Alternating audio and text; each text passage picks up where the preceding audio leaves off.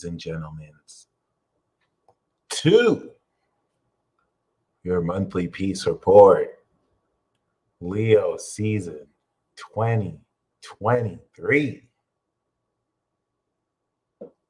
This is your host, the Peace Dealer, and I would like to welcome you to the supernatural glow up initiation. Pew, pew, pew.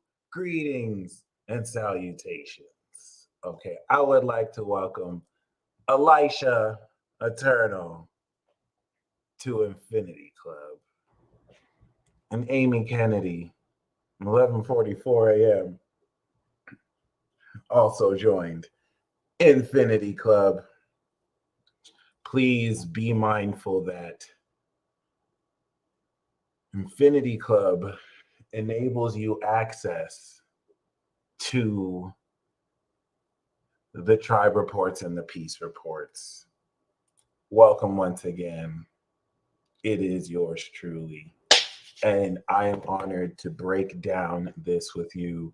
I really love this format where we stream the live publicly so please keep that in mind. Like if you're here right now and if you're watching this, you led yourself here for a reason, whether you deliberately chose consciously or you were magically here, especially if that was the case. But I don't want to differentiate like one is better than the other. We here, baby. We here, baby. I'm gonna go in. All right. These grow like fine wine. Okay. So let us celebrate. I really, really want to break down this Leo transit. This is so, I want to call it iconic. We're stepping into the official arc of the series. All right. I will, of course, be speaking about this moving forward like we are in a television program. Aries to Cancer, I spoke to you very personally. Like it's me and you, because those are individual signs. This is the social. This is the very first social sign. These motherfuckers go outside. Shout out to you, social signs, in the chat. I'm going to rant about you. That's how we're going to start about this. Leo, Virgo, Libra, Scorpio. Okay. Other than that, before you get to the wildness and the wildfire, just ridiculousness that is the gods, starting with Sagittarius, we have to go through the socials, the supers. Okay, you have the starter Pokemon, the first four, then you have the supers, all right, the next four, and then you have the gods, the last four. Okay, gods are fucking obnoxious. Supers are a bit more balanced, but they can be pretty pretentious themselves. And then you got the starters, you know, could be a bit savage or basic, but I'm very biased. Anyway, for those of you who are Infinity Club, we have the monthly tribe reports, earth, water, fire, air. And those reports give us an opportunity to break down the transit specifically per sign. You guys are amazing. Thank you. We went in on those. I was very content. And I think we all really loved the breakdown for the Leo season for the signs. So this monthly peace report gives us an opportunity to break down more specifically the transits. And I can go more at length at the actual quality and the math of like each season versus other seasons. Like we're going to go into the next 2 years so you can get an idea of why 2023 is like when you're watching TV, you're watching a television show you're used to watching, and you know it's pretty episodic, maybe somewhat serialized, but then boom, you enter a new season and that season is more serialized. It's following more of a plot line instead of just kind of tying together certain themes. I'm going to theorize that this is what we're going through right now. And I think it's going to make a whole lot of sense, even if I'm not making a lot of sense, because I will also try to make less sense as I go along. All right. So the peace report and the tribe report will be included in Infinity Club, the replays, where this tier enables you to pretty much get the astrological scoop, and then you get the previous tiers as well. Shout out to God Squad. I have posted the Cosmic Energy Tune-Up. That was a banger. And then, of course, I'm going to do the Eternal Vibe Tribe tier, the extended Magic Moon message today. or tomorrow. So be on the lookout for that, because that's going to be super awesome. And please make sure y'all hit that like button. So where do we start? As you can see, this is Leo season, this 2023 that we are kicking off, before we step into Harvest Nation, the Virgo critics. For preface, Virgos are very sick of us.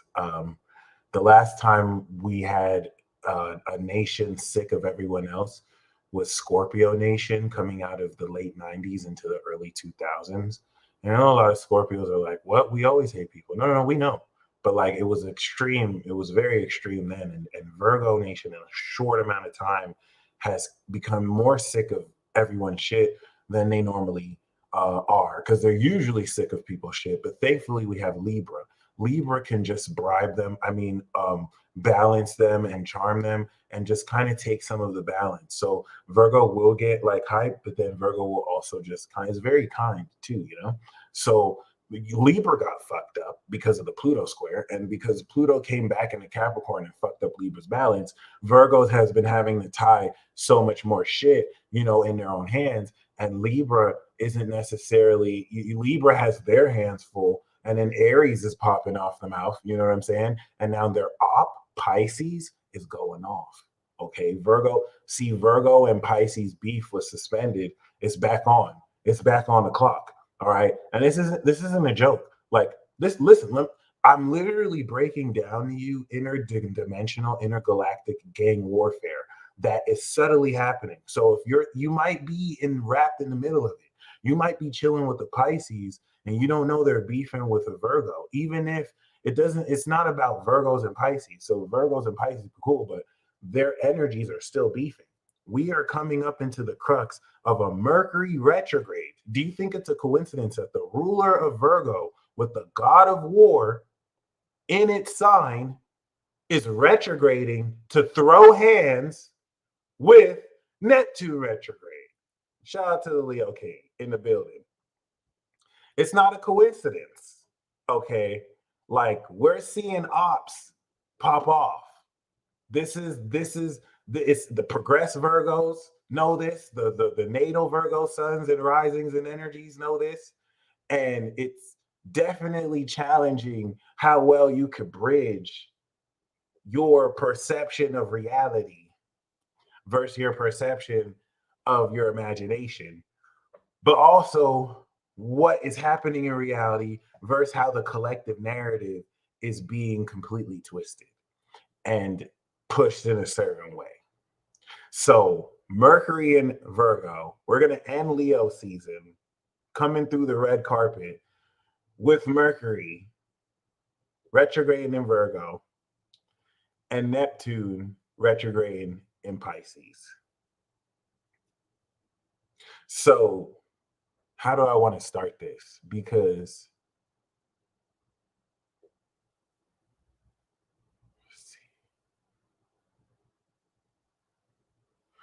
if we look at Jupiter, right? There's a way I want to frame this in context. Basically, 10, 12 years ago, I'm going to say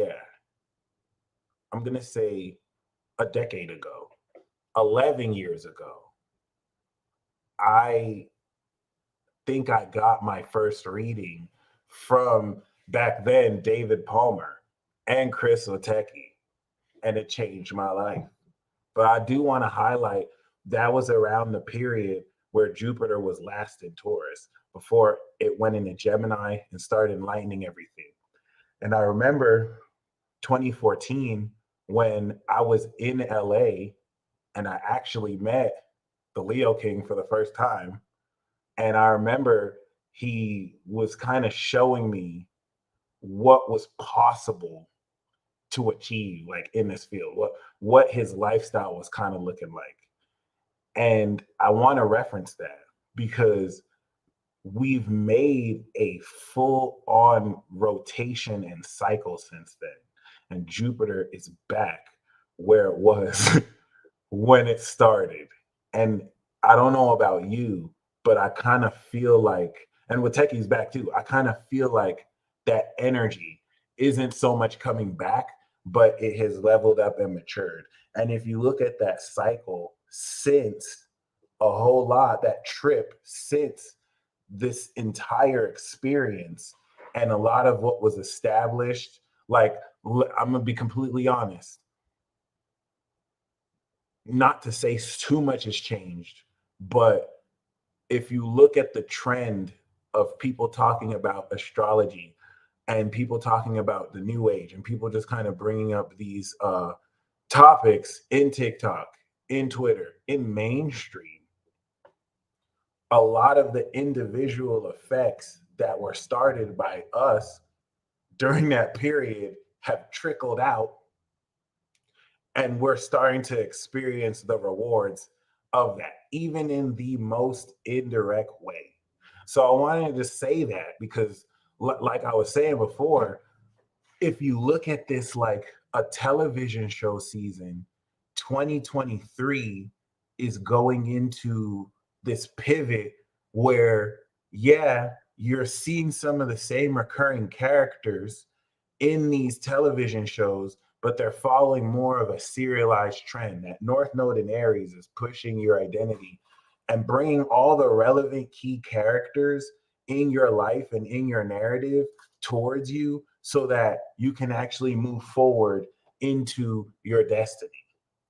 Now, like I was saying, because the peace report gives me more emphasis on focusing directly on the transits, I can go more in at length on Leo. And I can kind of give you guys a field guide on what to expect based on your progressed sun and rising and how you might experience this. Because I've been doing somewhat of field testing and I've seen this expressed through representatives and conduits and people who actually, play this through. What do I mean by that? The reason why I made it a point to say that Virgo is very sick of people shit, we have to follow the Saturn train.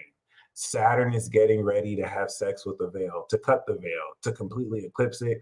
It's very symbolic to kind of look at Saturn relative to the 30-year cycle connecting with Neptune at the end of Pisces and a major disillusionment happening collectively. If you think about everything leading up to there, it's major disillusionment. And not in a weird way now where it's like more and more people are waking up. It's just a lot of glitches in the matrix, or however you want to say it. We're kind of ending a lot of that cycle. It's easiest to say that the world is Saturn.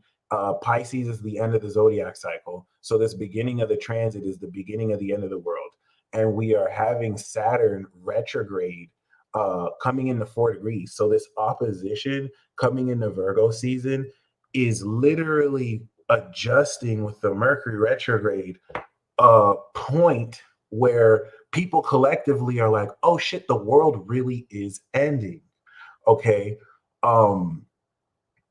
It's not necessarily as crazy as it sounds for me to say, especially if you have been, doing your own work and not believing the hype.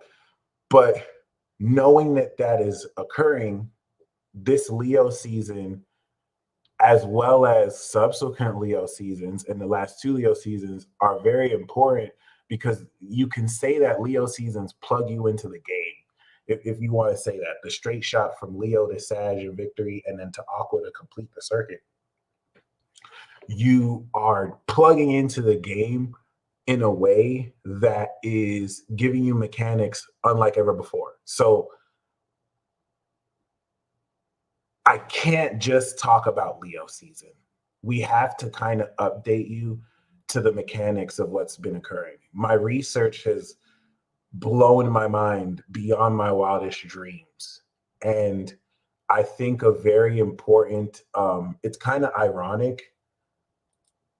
It's kind of ironic that, the Leo King is here because I wanted to recommend uh, The Age of Deception. If you haven't, I think it's available on YouTube. If you haven't seen The Age of Deception, it might be pretty lengthy, but there's a lot of things said there. There's a lot of things Leo King said, prophet status, that, you know, has definitely come to pass.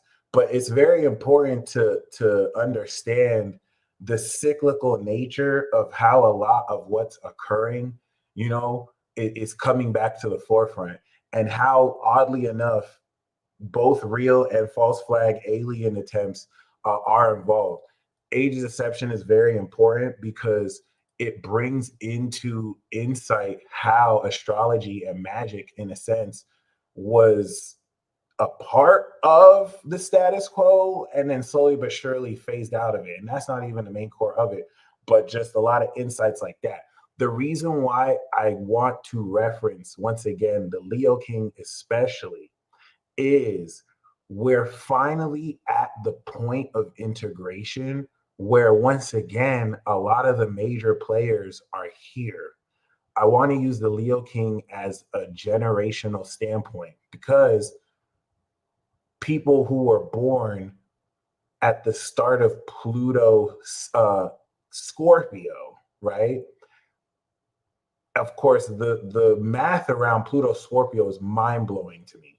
So for me to talk about Leo season, we're gonna go back in time because we have to have you understand the last 30-year cycle in a way that sets up what this is going. Because if I just break down the transits, then we're just going through this Leo season. But really understanding how the square with Jupiter and Uranus sets everything up will actually bring precedence to, ironically, which is very mind blowing, the 1983 to like 1985 game Saturn. So let's go back to Saturn Scorpio. I'm going to show you. Before I show you, just a quick recap. People who had Saturn in Scorpio had Pluto in Scorpio, and the South Node in Scorpio. 85 was an example, or I think 84, 83. All of you with Saturn Scorpio. Like every series of the Pluto Scorpio has something, which is mind fucking blowing, right? So you have Pluto Scorpio start with the North Node Taurus, and then Pluto Scorpio ends with North Node Scorpio.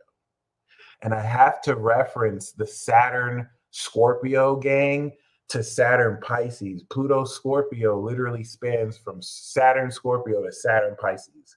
So all of us have a collective karmic responsibility to literally pass the torch to this next generation who's going to create the new world, which means we're kind of like a destruction crew.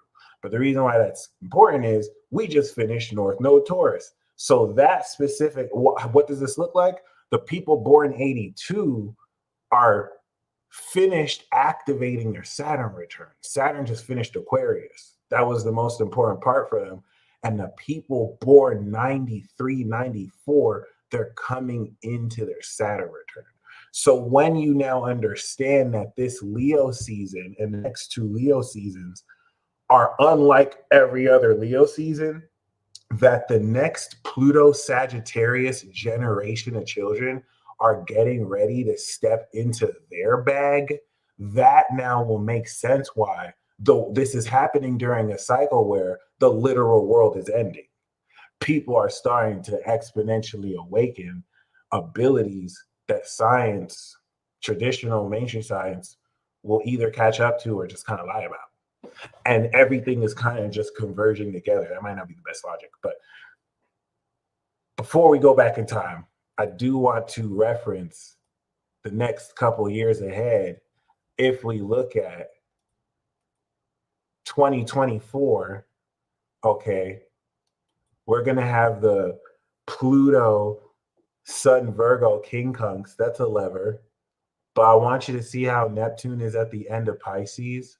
Okay, Jupiter is in Gemini, squaring Jupiter and Pisces. So all the disclosure that you're starting to see now that people are falling for, it's going to be even more like more nuanced, more unveiled. But I just wanted to show you how then we have 2025.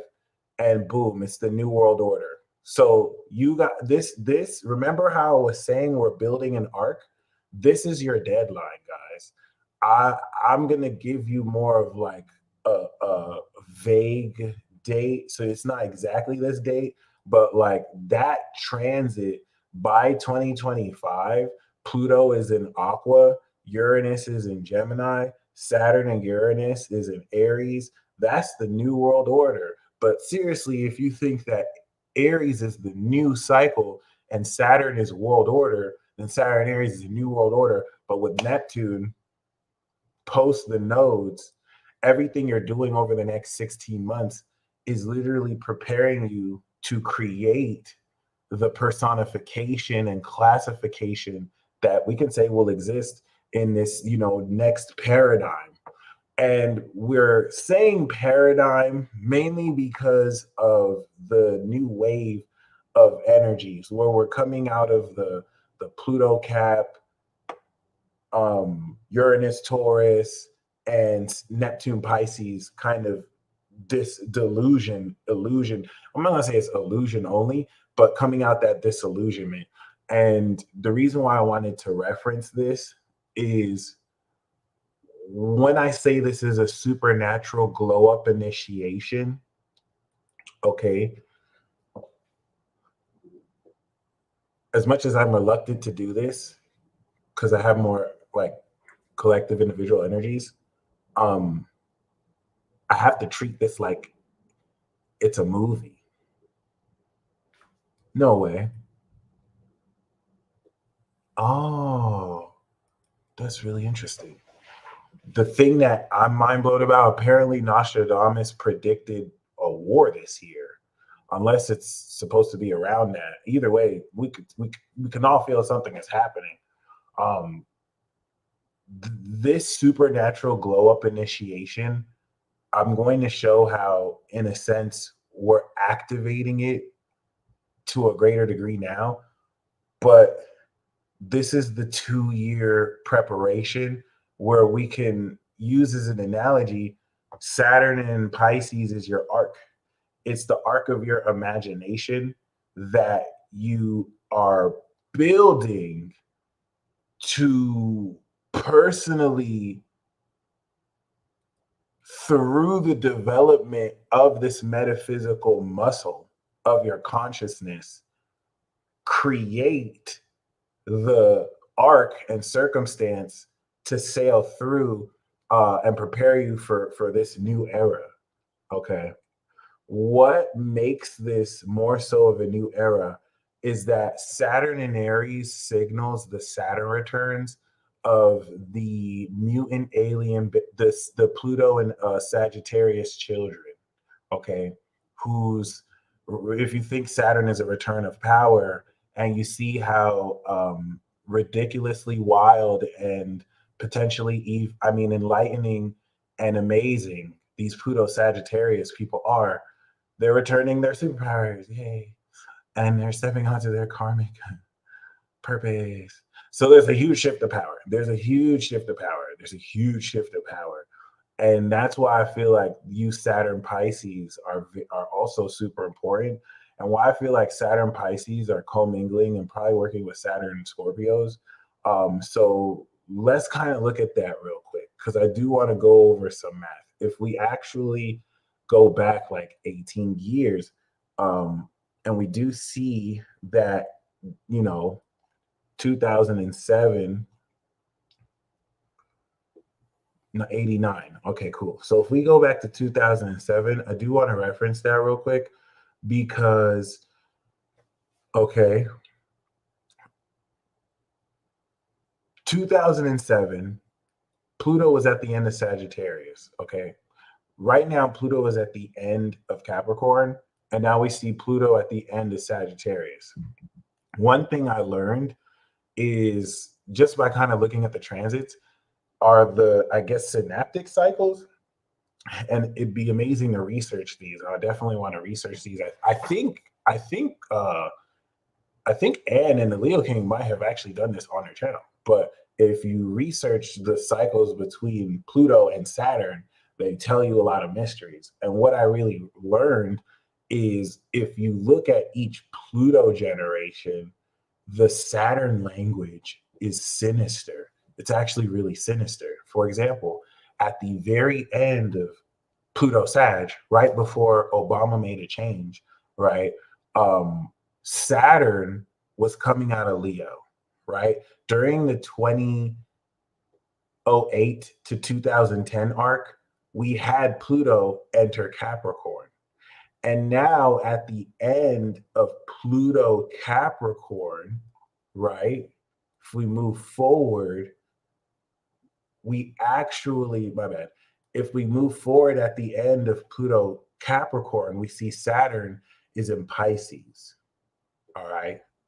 So we see that the entire Saturn Sagittarius arc or Pluto Sagittarius arc brought us from the end of Saturn Virgo, took us all the way around, right? Actually, I'll show you.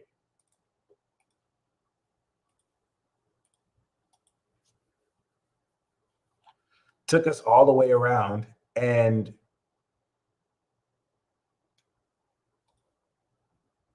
once we actually entered Pluto Capricorn, we went from Saturn Virgo, okay,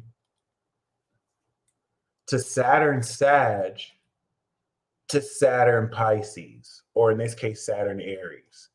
All right. So I want to personally kind of build this like train for you. So we know from Pluto Sag, Saturn went from Virgo to Pisces. Well, if we go a little bit back, we know that from Pluto Scorpio, all right, if we come in at 81, 81 is very iconic because this triple conjunction, they had to square with 2020.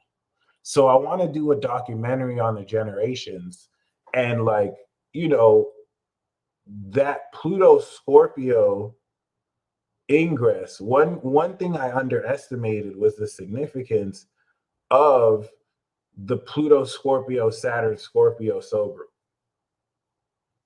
Because if we kind of analyze the quality of that, how it kicks off, especially with the North Node coming out of Gemini, we see that the Saturn group for Pluto Scorpio goes from Saturn Scorpio to about Saturn Pisces. Okay.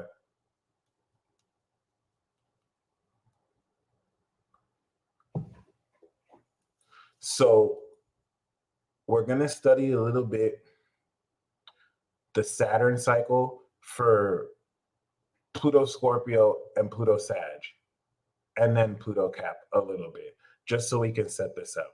All right.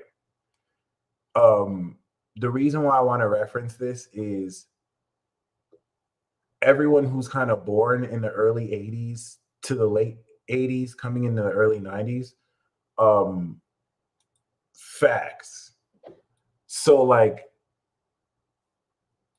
what's going to happen coming into 2031 is the people who have Uranus and Sag and Saturn and Sag, they're going to come into their Saturn return with Uranus and Saturn in Cancer coming out of Gemini. So we're reaching this crucial point where this generation of beings who have been bestowed this God level or world level or collective power and energy, which are those of you born after 85, you're now beginning to integrate it. I like to think we're late bloomers, especially the more into the 90s you are because of the Cap and Aqua energy. And this is where, as a collective, I like to think it's all starting to catch up to us. So we do see how the Pluto Scorpio starts off with Saturn Scorpio in the South Node. So that is goated. That's crazy. Then we have Saturn in Sagittarius. Saturn in Sagittarius has Uranus, right? So people born with 86, 87, like Andrew Tate, I like to use Andrew Tate as an example of this because Andrew Tate created a Saturn system that was collective, and with Uranus used like, you know, trickery, well, the internet, and I mean trickery or genius to have people post his material. And just the way Andrew Tate did that, every single person born 86 and 87 are doing that too. But because his sun was in Sagittarius, you saw him. He was like the face of that relative to that. But they're finishing that element of their Saturn transits. And I feel like this is like kind of pushing people through. And I just wanted to say that because then we come into, of course, the 88 to 90 with Saturn in Capricorn. Saturn, of course, obviously in Cap, but not only with the rulership, but more so with the Uranus and Neptune, right? Then we have Saturn in Aquarius, square Pluto, right? 92, 91. These people just finished their Saturn return, right? And then we have Saturn Pisces. These people are coming into their Saturn return, okay? So the reason why I want to reference this, as you can see, Pluto is coming into the end of Scorpio. This is what makes 95 very strange because they're kind of dipping in and out, just like people now from 2022 and 2023. We see the end of the previous karmic cycle. This is where the seeds were activated, right, by the generations that were, of course, born here. And I have to reference this because now everyone in Pluto Scorpio gang has just received their Saturn return or is just now receiving their Saturn return. Okay. And so relative to that, we have the Pluto Sag arc, which goes from Saturn in Pisces all the way to Saturn Virgo, right? And by the time Pluto goes into Capricorn, we start to finish the karmic cycle as relative to now it's back in Pisces. So I wanted to show the flow of Saturn so we can come into a sense of personally what has been happening through this passage of time. When I say that you're entering a supernatural glow up initiation, in about 2 years, you're stepping into an era where science is more innovated, spirituality is more innovated. The terms we use to even speak about these things are more innovated. AI has finished, like, beginning to integrate with the rest of society. So if you think about now until then as a montage scene, this glow up initiation is taking literal superpowers that you recently evolved after awakening for the past 3 years, and you're getting ready to properly serialize this in your own form of canon. Okay. And this is ridiculous as it sounds. For me to just kind of come up here and yell the superpower card, like, you're going to awaken superpowers, I wanted to at least show you how the graduating classes of 2015 to about 2024 are directly responsible, Saturn, for pioneering this next level of supernatural power. Of course, those born with Pluto Libra, and of course, Pluto Virgo and Pluto Leo, because they represent earlier generations, they were able to grow up much faster. And this enables them to come into more of completion of their abilities in a way that doesn't allude to learning anything new. those generations are learning new from their creations or their children, right?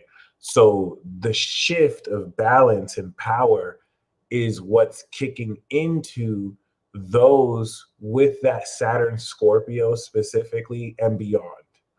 And this glow up is an automatic integrative breakthrough into a much more advanced utilization of your own unique abilities in such a short amount of time that this is the shoot train to innovation.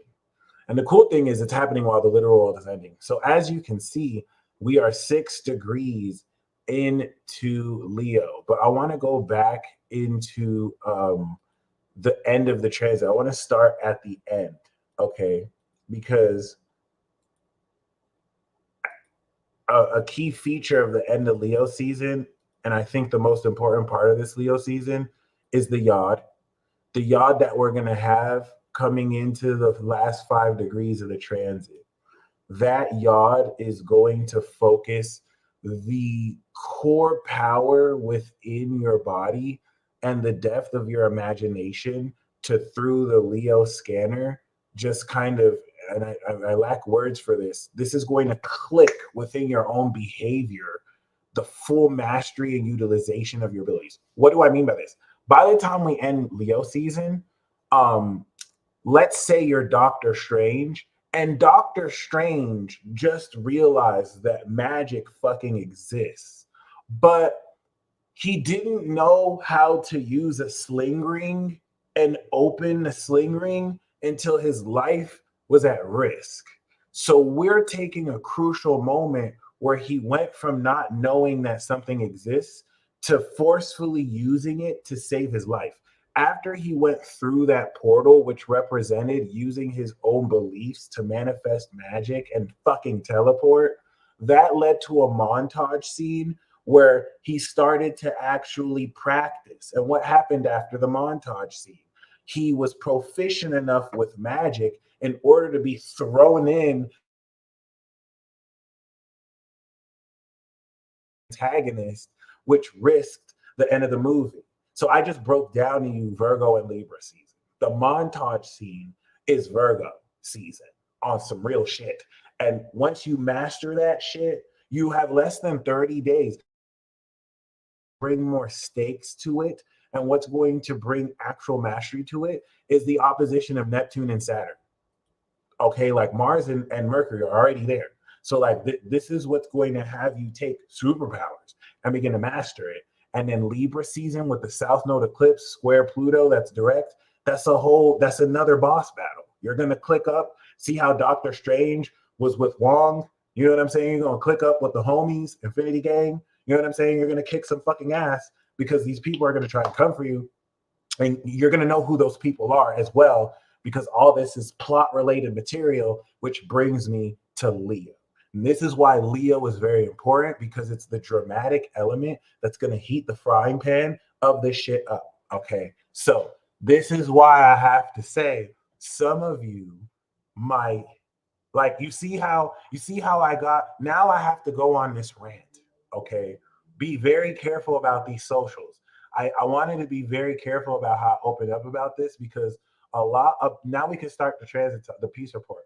A lot about how I want to learn and teach astrology is to one day point the finger at Aquariuses and Pisces. Once you understand the basics of astrology, we can go into the fact that Pisces actually exists. The irony of Aquarians that walk around in a universe and society where people fetishize about aliens, but you have whole Aquarians, like whole size Aquarians, trolling the shit out of you, just walking around here, literally trolling your existence, laughing to Sagittarius is like, look what I did to these humans. They really exist. They really exist. I have an Aquarius uncle. He's done that to me before too. Read my mind, but I don't even know how. And then Pisces exists. Like you have Pisces suns and moons just walking around creating legends. Like they're not unreal beings just walking around existing and shit. Like their very existence is a living cheat code. But they're not the only people who we have to be careful of. You have socials Okay, in this life, you have people who were born as Leos, Virgos, Libras, and Scorpios. Okay, these are some tricky motherfuckers. Sagittarius is the most dangerous because Scorpio exists.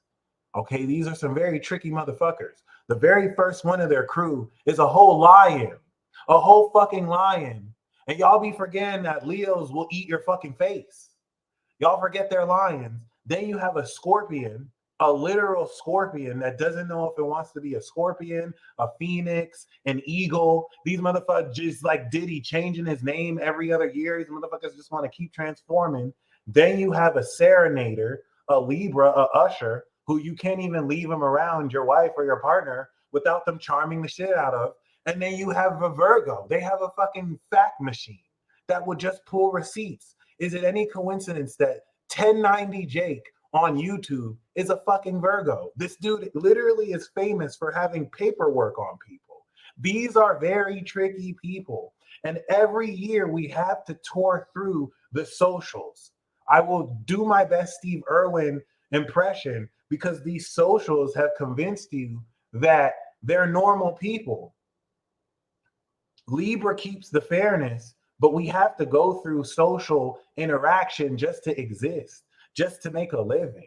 Infrastructure, balance, agreements, okay? In this life, if you have Leo social, if you have Leo, Virgo, Libra, and Scorpio, you're a social. So you have the first four zodiac signs, which are individuals. We keep to ourselves. Aries literally does their own motherfucking thing. Taurus has their own motherfucking shit. And so they don't really fuck with other people. You literally have four antisocial signs: Aquarius, Pisces, Aries, Taurus, because they're opposite the four socials. Aries does their own fucking thing. Taurus has their own fucking shit. Gemini is in the forest, crazy as fuck, talking to their own selves, thinking their own thoughts. Cancer is literally the homebody. They interviewed Pop Smoke. They're like, Pop Smoke, how come you don't have features on your album? He was like, because I don't fuck with niggas. I don't really fuck with people. I just do my own thing. Shout out to the individuals, by the way. Shout out to the individuals.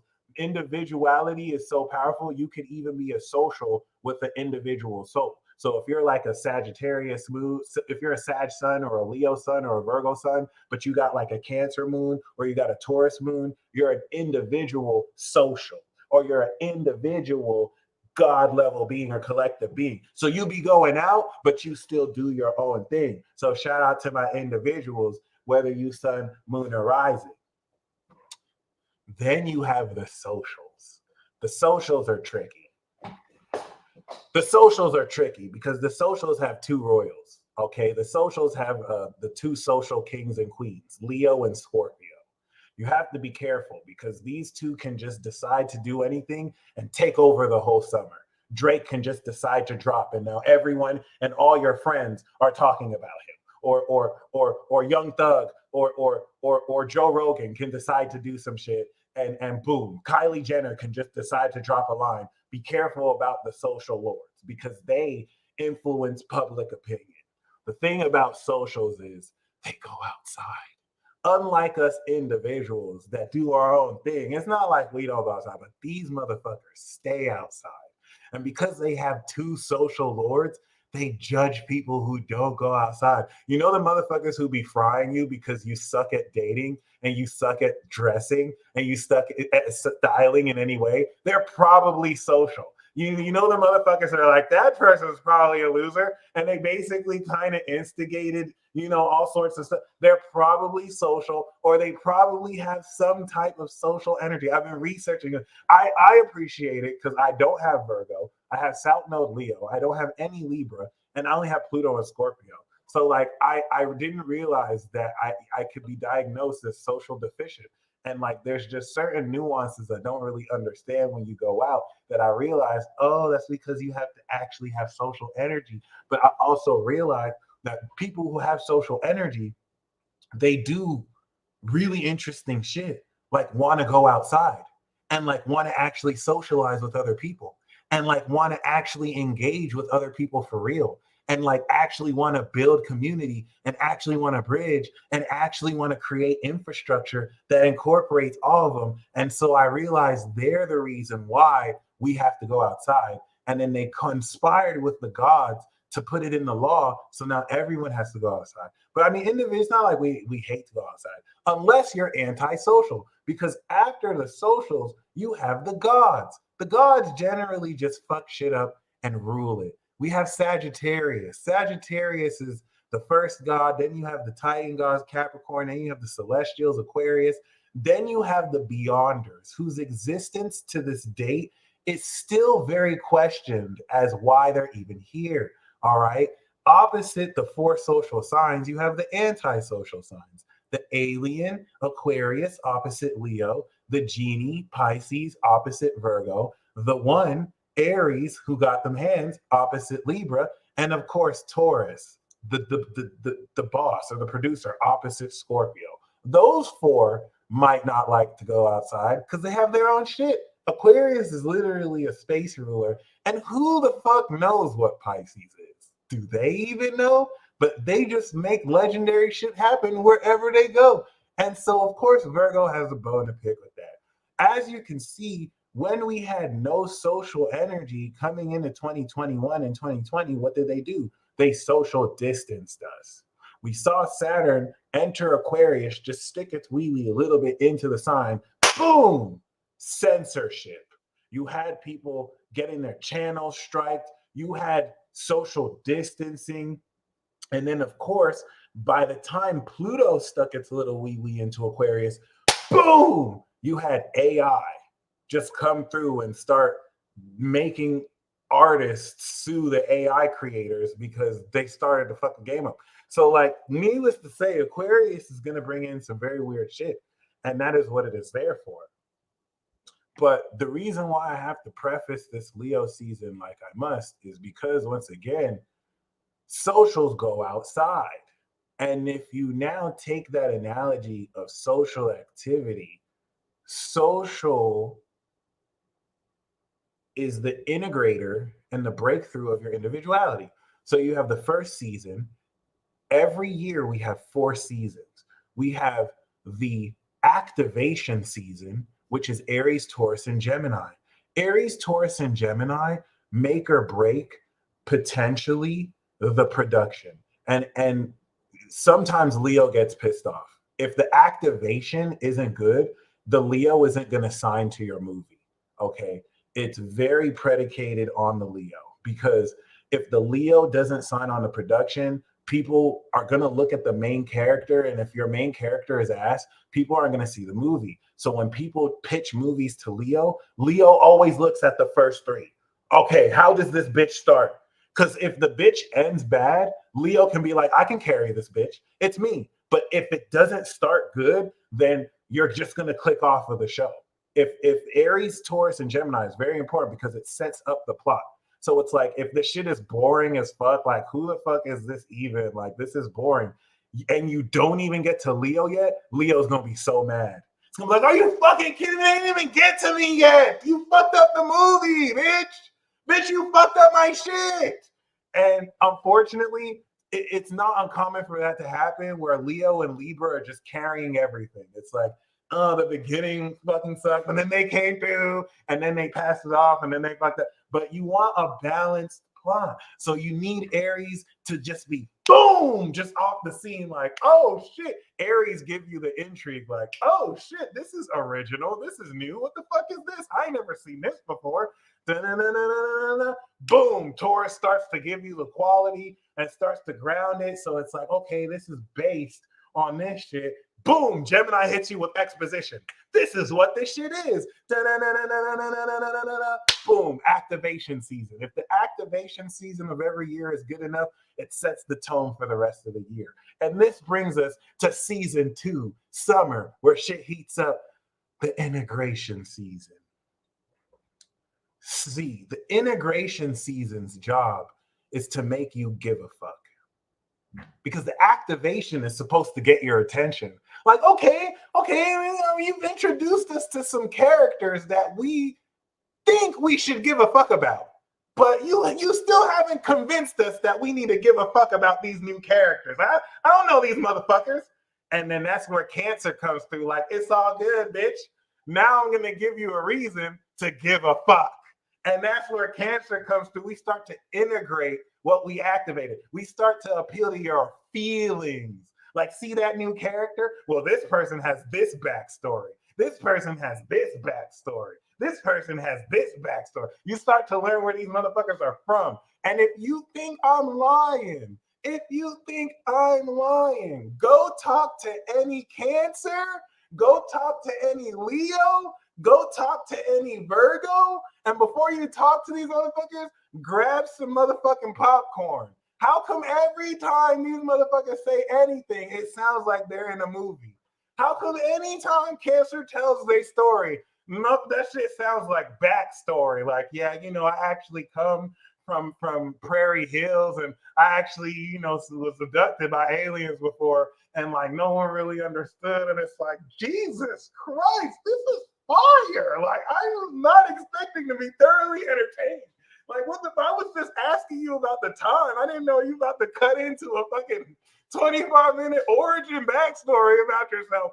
Yes, the shit's crazy. Leo is even more fly because Cancer will just go into depth with the backstory. Leo won't even give you backstory. Leo would just be chilling like, yeah, so that's how I actually shot 2 people in the back of the head. Oh my God, it's Leo. Oh shit, can I get your autograph? So you just get contact just off of being in their vicinity. Like, you have to be very careful. And this is I know this sounds like a joke, but once you get into the integrative arc, that's where Cancer gives you the backstory. Boom, you step into Leo and it's time to have fun. This is where the drama starts to come in. And it's just like, oh shit, let's see what we finna do. And that's where we're at right now. Because once we step into Virgo season, Virgo season is where the critical details start to come up. Like, this could be a problem. This could be a problem. This could be a problem. This could be a problem. This could be a problem. Boom, Libra season, fall season, conflict. Conflict coming into resolution. The climax is Sagittarius season. And by Capricorn, we're fighting the final boss. And we're coming into the conclusion of the season. And we do it again next year. But before I embellish and go more in, we're going to save Libra and Capricorn to fall and winter. Let's go in more to the importance of Leo in integration, because we just finished Cancer season. So what was activation 2023? We had Jupiter in Aries. It's literally now in Taurus with Uranus. We had the North Node finishing out of Taurus. Imagine watching a movie or you're watching a television sitcom, and like the first part of this, you're activating new powers. So they're still novel to you. Not only are you just activating new powers, the movie starts by Jupiter coming out of Pisces. If we go back to like January, February of 2023, Jupiter came out of Pisces, right? January entered Aries. That represents starting the movie with everything that you have ever learned your whole life, all coming together and everything starting to tie the dots. So it's like a time skip. And now you're starting fresh, coming into a new cycle. On top of that, evolving your entire being. It's like you were a Charmander, now you're a Charizard. And I want to reference that Sun, Jupiter, Aries. If you want, we can go back in time. But that Sun, Jupiter, Aries in April, which I guess is important to show. But I just wanted to highlight the fuck? Yeah. I just wanted to highlight its significance because that was quintessentially a definitive evolution of consciousness and a new cycle at that. Okay. So now that we are integrating, the integration is you have finished activating your app. Cancer has brought us out of the final individual sign. So the final individual sign is the first of the integrative series, but it truly doesn't start until Leo. Okay. Leo, if we think about what Aries to Cancer is, Aries to Cancer is waking up in the morning and rubbing your crusty ass eyes and then getting ready, eating breakfast after or before you take a shower, you clean yourself in Cancer, and then you step out and seize the day, Leo. Okay. So it's going to feel like a camera crew is following you around. And that's because it is. And that's why I'm saying you have to be careful about socials. Socials' very existence is based on socializing. Leo is the performer. Okay. What is a performer without the audience? What is the audience without a performer? Just the audience sitting there. The focal point is going to have the audience disperse, but the performer brings the audience together. Virgo is the critic. What's a critic without people to go in on and to just completely embarrass? And then Libra is the performance artist, but also justice, the relationship. What's a relationship without an individual?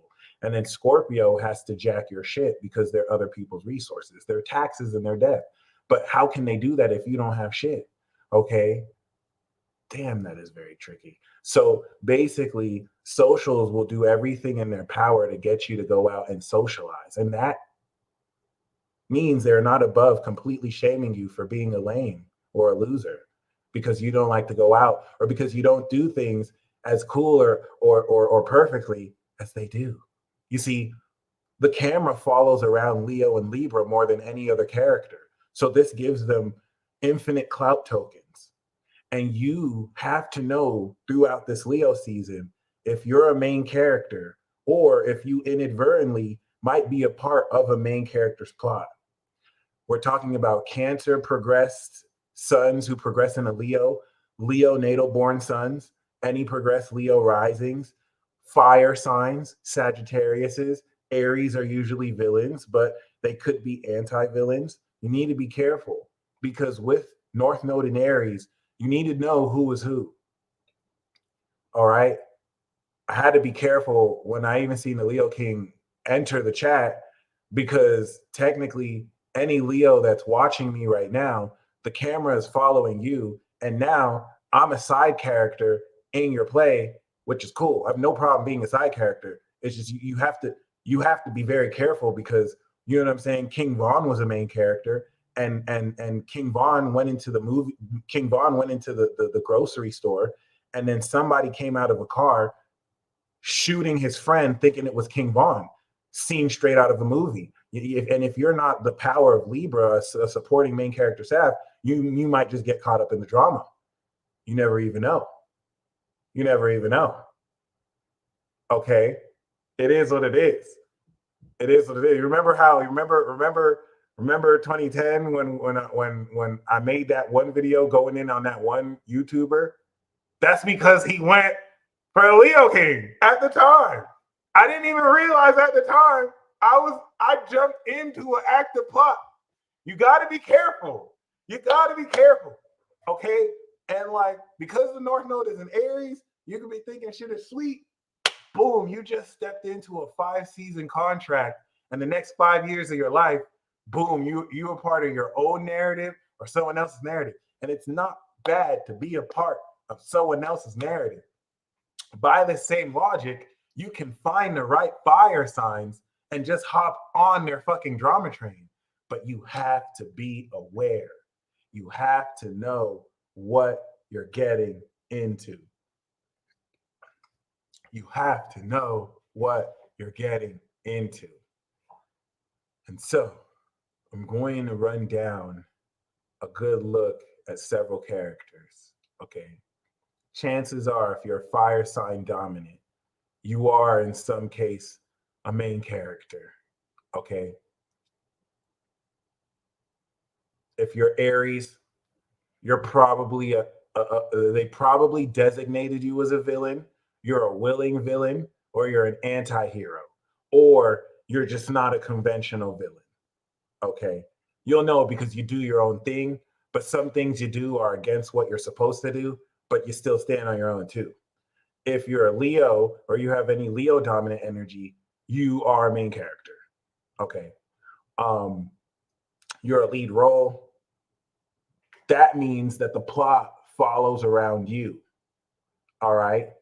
I'm gonna use the Leo. I'm gonna use the Leo King again as an example because it's Leo season, and he's a good definition for how this shit works. One day, I was chilling with Anne, and everyone who we met at the studio, we somehow went out with. Craig was there, and we were just sitting at this table, and we realized, holy shit, we're all aliens. I remember I read Anne's chart, and I was like, oh wow, you have this alien construct. And then I looked it up in Craig's chart. I was like, oh shit, you have this alien construct. And then we looked it up in like two or three more people's chart, and we realized, wow, we have all these alien constructs. And then it hit me. All of these people had qualities of planets that revolve around what? The sun. And all of us knew each other through who? The Leo King, who's ruled by the sun. And that's what made me realize, oh shit, the sun is so clouded, it literally orbits plot devices. And that made me kind of take more serious the whole notion of the influence of fire signs. If you have Sagittarius in your chart, then you're a wild card or you're a walking, talking plot device. And as much as you might be the best sign ever, anyone with any common sense would run once they see you. But you're best friends with Libra and you're also super charming. So instead of people running, they run towards you. And I want to call that evil and dastardly, but I also don't want to be a hater. So yeah, then if you're an air sign, you might be a supporting character of some kind. Gemini is comic relief. Normally we come through with a line or two. You know what I'm saying? Where we're in the side character realm of Leo, but we're also part of Aries conflict and narrative. So like we usually come through for brevity. If you're a Libra, you bridge the whole show or movie, and chances are you kind of carry everything. It really comes down to Leo and Libra. If Leo and Libra are trash, no one else can really carry it. So one, you or both of you kind of have to be good, and both of you get the most lines. So Libra, you kind of piggyback off Libra, but you also support Leo. So you kind of, it's very dynamic. It's very dynamic. You kind of direct the plot too. And in Aquarius, you're writer staff. Some people say Gemini is writer staff, and there's a way you can see it like that. But Aquarius is actually the narrator. So like when you actually, watch the movie and there's this motherfucker that's like, so Nancy, after doing this, went across the street.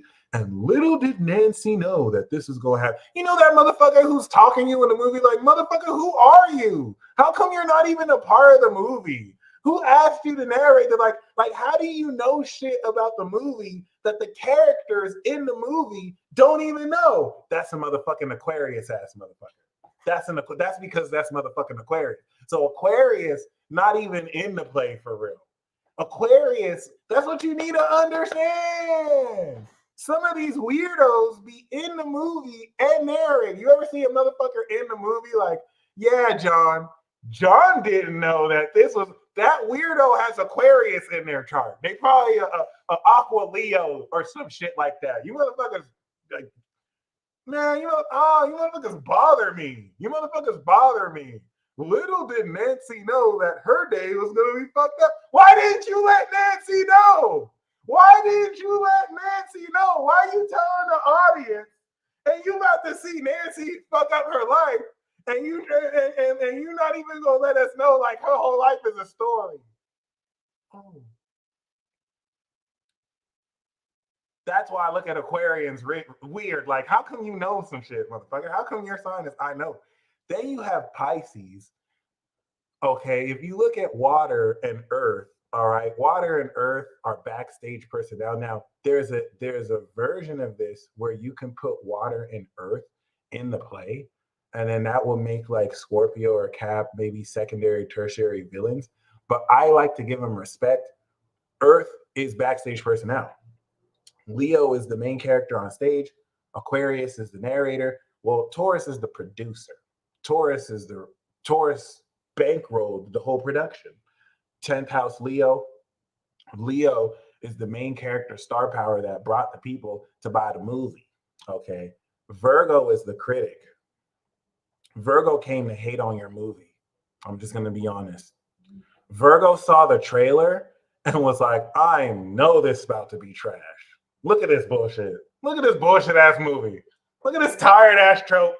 And only on rare occasions, because Virgo will not just talk shit. They're real. They'll really come to the movie.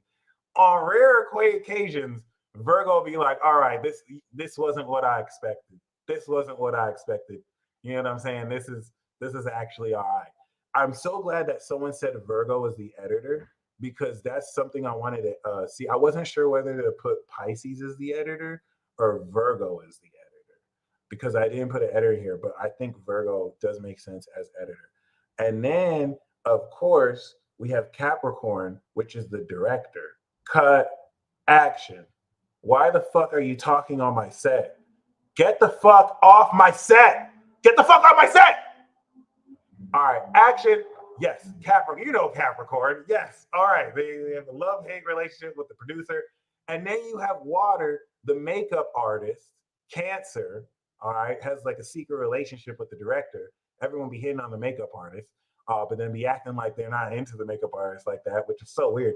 But then the makeup artist makes people look good. You know, if not, the movie wouldn't look as good as it does. Very important role. Very important role. Scorpio, I realize, is the ticket master, I think. It is other people's money, right? So like if you think about the producer Taurus is selling their production, the ticket master is who you pay to see the production. All right, I'm kind of at a lot. I feel like Scorpio could also be something else, but that's the closest I got with them. And then Pisces is the audience. I'm dead set on that. So you have the narrator talking about the movie Aquarius, but who is the movie for? If you think about a production, and if you think about a television show that has characters in the movie, right? The characters in the movie do not know that they're being watched. And I'm not talking about these weird ass Aquarian characters who break the fourth wall. We're not talking about those weirdos. Hey, I bet you're watching. Shut up. Y'all are fucking up the game. Ugh. We're talking about the normal, regular characters that don't know they're in a fucking movie. They're being watched. The beings that are watching them. Yes, Virgos and Pisces both rule perception. The beings that are watching them are literally beyond this production. They exist beyond the production. If you think about the production as a static production, it could be watched 10 years from the point they made the movie. It could be watched 5 weeks from the point they made the movie. It could be watched live. That's Pisces, representing beyond space, beyond time. Okay, so this is how Pisces troll you and watch your entire life like a movie, and then could bring out their remote control and press pause, fast forward, and rewind on your life and get all sorts of info. That's how these motherfuckers just know shit about you. Like, what the fuck? How did you know that? Oh, I pressed pause on your life. Intuition. And then if they start trying to guide you here, like, hey, maybe you should do this with your life. Maybe that's because these motherfuckers hit fast forward, like, oh, this is what you're gonna do. Or when they say some shit about you that how did they know? How do you know that shit? They probably, they probably played audience on. Yeah, I'm snitching, Pisces. I'm snitching, Pisces. What's up? I'm snitching. I will snitch all the time. You know, I was so mad when I learned this. I was like, what? What? What? What? What? What? Y'all are just Adam Sandler clicking people? Like, are you serious? Does my life even matter? What the fuck is this?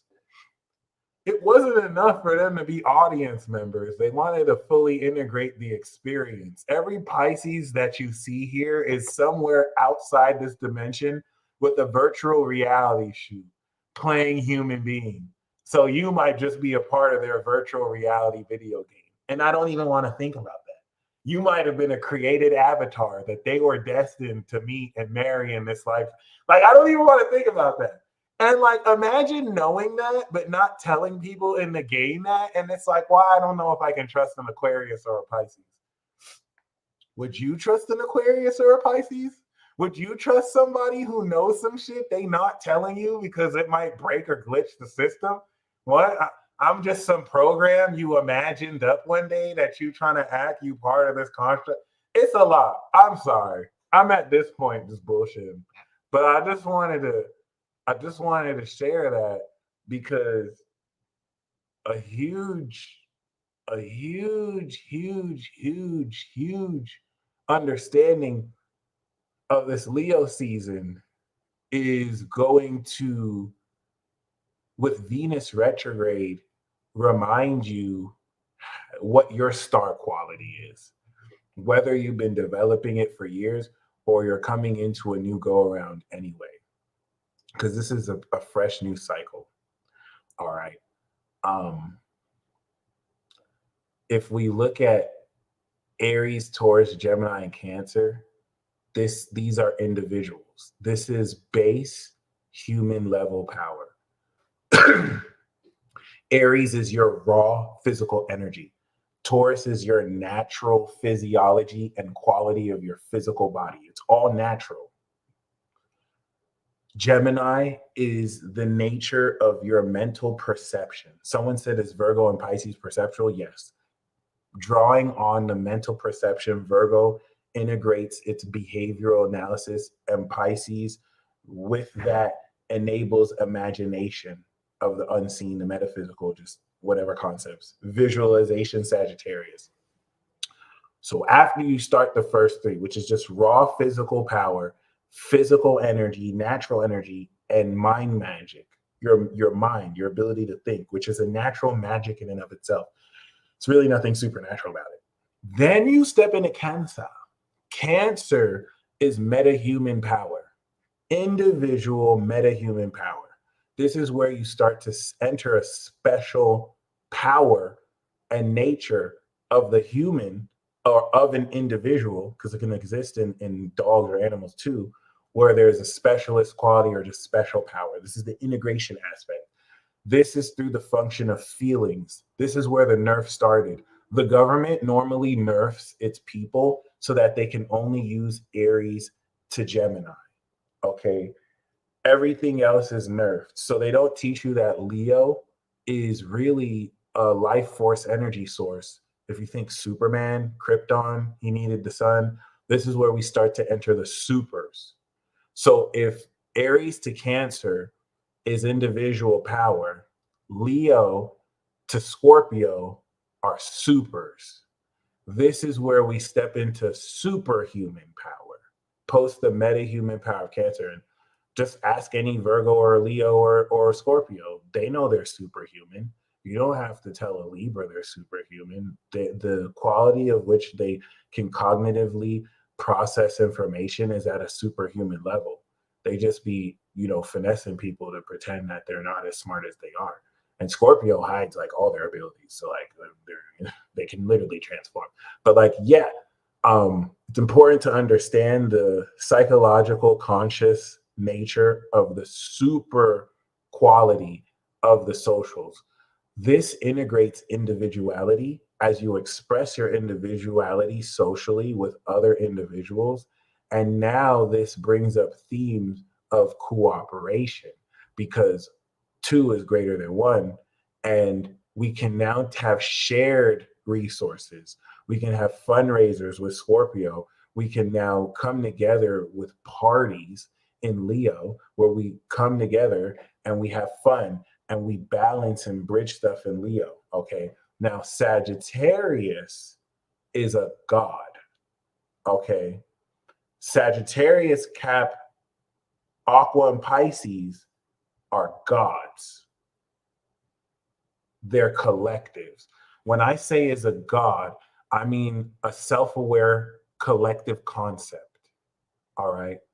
Every sign has a god, it has a lord. So when I say God, I mean kind of in the Greco-Roman context to allude to something that is eternal or something that doesn't fade away with time or something that's a master. right? So if the first four signs are individual, or if the first four signs are starter, and then the next four signs are super, then the last four signs are God level, the God level signs. Sagittarius is the collective philosophical awareness or understanding of an entire way of life. Religion, in a sense, is a God. Then you have regulation and order, right? Capricorn, the earth god. And please don't take that in a religious sense. I mean this in a sense as a title. Then you have the Aquarius celestial out of this world frequency, which is the total knowledge God level, and then Pisces, which is everything that's beyond that, right? So the reason why Sagittarius is collective, right? What makes Leo social? Leo, Aries is being in your room having fun. Leo is going outside into a nightclub and having fun with other individuals, right? Leo could be the DJ, right? So instead of being individual in your own place, now you're a DJ that is being the source of passion. But Sagittarius is going to the airport and going from that club here to a club in Berlin, to a club in Czechoslovakia, to a club in Germany. Collectives now deal with multiple social groups and mores. So if you think about the energy that happened in the collectives, everything that happened in Capricorn, which is a collective sign, introduced mandates, rules, Capricorn, that affected the whole collective. So it affected Australia, it affected the United States, it affected Asia, it affected Europe. And that's why the concentration of these planets that are happening in the last signs are bringing the end to the whole world, all right, the collective. So, can you be a super god? Actually, you can. This is the archetype that I'm trying to make up. So, you could have someone who has Sun in Sagittarius and Moon in Leo or Moon in Virgo. That is a super god. That is a super leveled god. Or you could have a god level individuals. God level individuals are people who have collective God level individuality. God level individuals are individuals who have had way too much influence on the world. Notable collective God level individuals that exist: Hitler, Kanye West, Donald Trump. You have world support backing one person. You have God level socials. All right. A very popular God level social that nearly took on the whole world: Napoleon Bonaparte, Amy Winehouse. Okay. You have full elites, you have individual socials, right? Individual collectives or God levels. There's so many different archetypes here, and bearing in your progression to see how you are developing it. It's respectful because every single person has their own. Okay. We see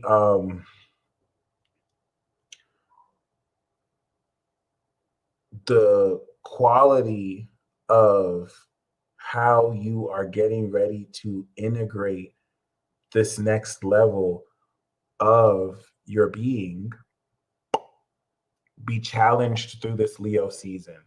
So I wanted to just once again set up all these concepts so that we can actually really like take a healthy look into this.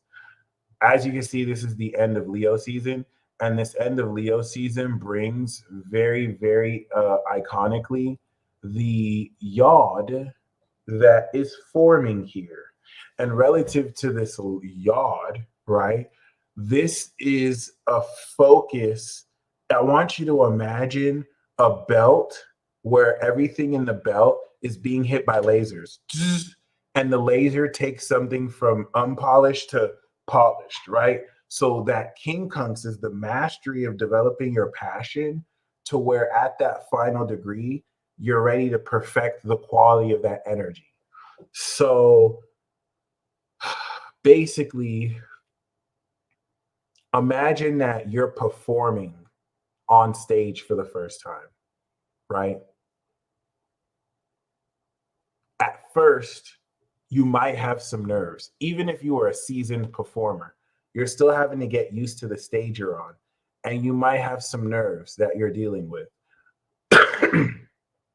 Versus the end of Leo season, which is the end of a tour. So like you've gotten over all the nerves and you have come into a flow of this schedule of performance that by the time we step into Virgo season, you can do it like it's the back of your hand.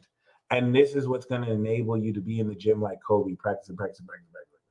So the reason why I'm bringing this otherworldly setup, and I took this roundabout way here, is South Node Libra is getting ready to introduce characters in your life. But this isn't like 20 years ago, the last time when Saturn was, or the South Node was in Libra, and people didn't know what like video chatting was really. Okay. This is going to make you very, very, very, very, very, in a somber way, aware of who you are, who and what you represent, and who you are destined to connect with. This is one of those end game apocalypse, end of the world scenarios where the universe is going to lump you with certain people who you might have had conflicts with before, or certain people who might be an op, or certain people who you don't get along together. But you and only you have to get together with each other, or the conflict won't be resolved because that person has a unique skill and you have a unique skill, and both of you working together is exactly what's needed. And that's going to be one of the most controversial things about this. That's what the T square with Pluto and Cap and the nodes signify.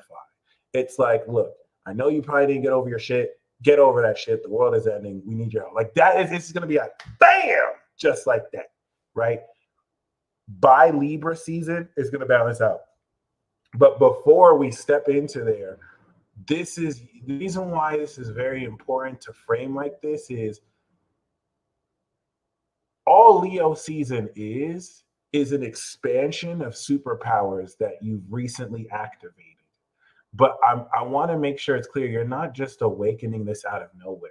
You've spent the past 3 years with the whole Saturn and Cap transit and Pluto and Cap awakening these abilities. It's very important to understand how Jupiter in Cap, Jupiter in Aquarius, and Jupiter in Pisces transcended everything that you've learned for a 20 plus year period. So everyone coming out of 2022 has come out of a literal portal and time capsule where you have transcended everything you've ever known. So 2023 is moving forward in that new direction. It's very important to understand that. It represents finishing and oh, there we go. There we go. Here's a great example. It's like you just finished Digimon, the first season, right? This is going to be a very obscure reference, but you just finished Digimon. And then you step into season 2, and season 2 has already made season 1 obsolete. Or for those who want a Naruto reference, you just finished watching Naruto, right? And then this 2023 represents stepping into Boruto, a whole new generation. And you don't know yet that ninjutsu and chakra manipulation, the root core of the entire first season, is about to be made obsolete by literal gods, robots, and technology. And so that can make you feel a certain way.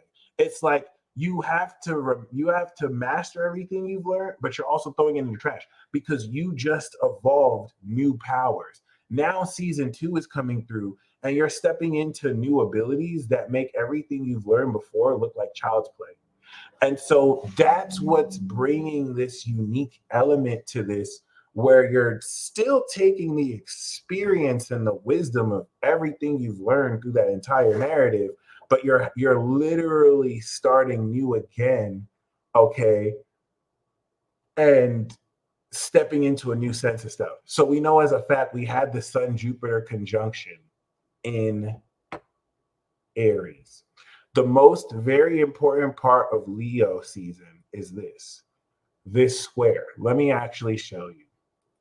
If we go back a couple of months ago, we had the Sun Jupiter conjunction in Aries. So we had April 15th, and then we had, of course, from April 15th to about May 13th, the Sun Uranus conjunction. Okay. Sun Jupiter Aries.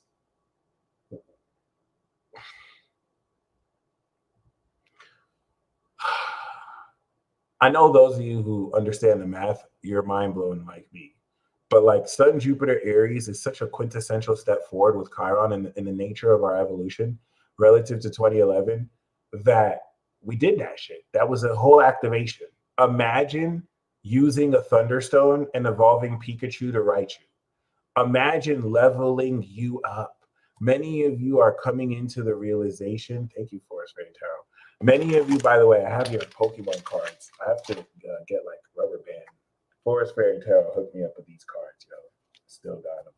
So like, imagine you level up your whole being and you're realizing you have become the person you dreamed of becoming, or you're still getting there, right? So it's important to know that the 0 degree conjunction cycle are sowing the seeds. This was what had you move in the right direction. This is like deciding, you know what the fuck, what? I'm a guitar player. I am a motherfucking guitar player. And you are upgrading your identity because you used to be a flute player. Now you're a guitar player and you're serious about it. The Sun went into Taurus, and what did you do? You bought a guitar, but you didn't just buy any guitar. You bought a super advanced guitar that's modern with today's time. Why is that important? Because that led into, of course, the sextile, which now began to open the doorway after the conjunction with the sextile. And now Leo season is where you're getting ready to take the seeds you planted relative to those conjunctions. We're coming into the 90-degree angle. The 90-degree angle takes the seeds you planted, and now this is where you see the seeds break through the ground. What does that look like? You moved in the direction to become a superstar guitar player. Well, now the seeds are breaking through the ground. You know what that looks like? You're on stage getting ready to perform. You see, Libra season, the biggest band is coming into town. It's a legacy tour. They're doing all their greatest hits, South Node Libra. And you somehow got chosen to open for this band. It's going to be your biggest concert. That's this Libra season, okay? But before you perform there, you're opening up and you're performing in bars. You're performing in clubs beforehand. And this is your first time on stage with that new guitar. See, Gemini season, you were playing the guitar a bit, right? Now you're applying this practice to go on stage. And then Virgo season is going to give you the experience performing socially. Before Libra, you present it and you open for that band. So this is the season, y'all, where we start to see the seeds break through the ground. What were you doing since Aries and Taurus season? Because if you weren't really practicing, we're going to see the seeds break through the ground. We're literally going to see you on stage play boo-boo. Like, this guy sucks. But if you're talented, we're going to see it this Leo season. Oh, shit, bring out your phone. That's happening now. The superpowers that you activated, they're integrating. They're starting to express. They're going to flesh out fully Virgo through mastered techniques, mastered talents. And what's really cool about this is You're taking certain things that might have started out as habits, bad habits, toxic habits, and you've refined them into legitimate superpowers and abilities. They gave us too much time. Thank you, Phoenix. So I'm going to break down how through this Leo season, not only are you going to begin the integration process of taking your own individual abilities and breaking through superpowers, okay? But I'm going to also show how your experience of integrating these supernatural abilities will charge the quality of life force energy that you experience on a daily basis and prepare you for Virgo season, where you will experience at a hyper real quality superpowers fully adjusted to your 3D reality. What I'm referencing is the entire Virgo transit opposite Saturn and Pisces and Neptune. Once in a month from now, we have this opposition. This is going to be 2023, 2024, and 2025 are going to be the 2 years where you're adjusting supernatural ability. So Virgo season of 2023 and Virgo season of 2024 is where you're taking your mastered perception and techniques and you're like, okay, this is how I'm using it in reality. This is how I'm breaking through. This is specific to these 2 years because imagine you're breaking through new superpowers, and Virgo season is how you really experience it. So everything up until this point was internal through synchronicities. Now you're showing people by Virgo season, you can do it at will. You're going to master it to another degree next year. And then 2025, boom, that's the new standard. Now you have these new abilities. You're starting a new cycle with these new mastered abilities. And you need to be excited, guys.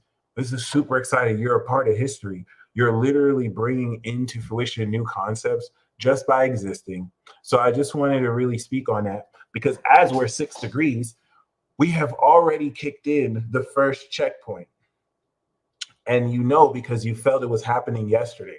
The moon in Sagittarius is not only ascending the creative element of the talent that, brings you into yourself, but look, it's trining the North Node in Aries. So it's putting you in a position to very powerfully, okay, put you in a position to direct the destiny of who you've always been meant to be. All right.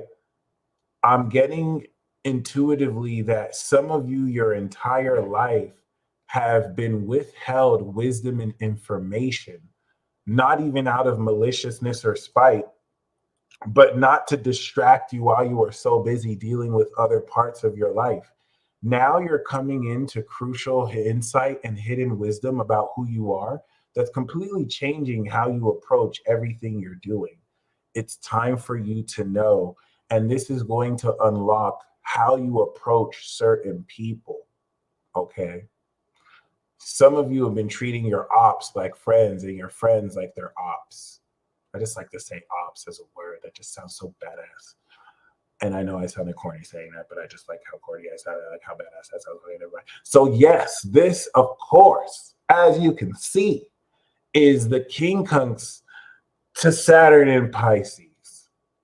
The Saturn Pisces quincunx has officially began the mastery of integrating the integrity of your imagination to induce reality warping into your own behavior relative to you being in a literal movie. So you're going to be prompted by your environment and other supporting characters to literally make movie magic. Movie magic is some of the most obnoxious type of magic, but it's the only magic we're going to have available for the next 2 years. And it's better than nothing. You just might have to be a part of certain plots and plot devices, which are never really fun unless you're a main character. The only type of people who find this type of shit fun are actual main characters. The Sagittarius and the Leo will love this shit.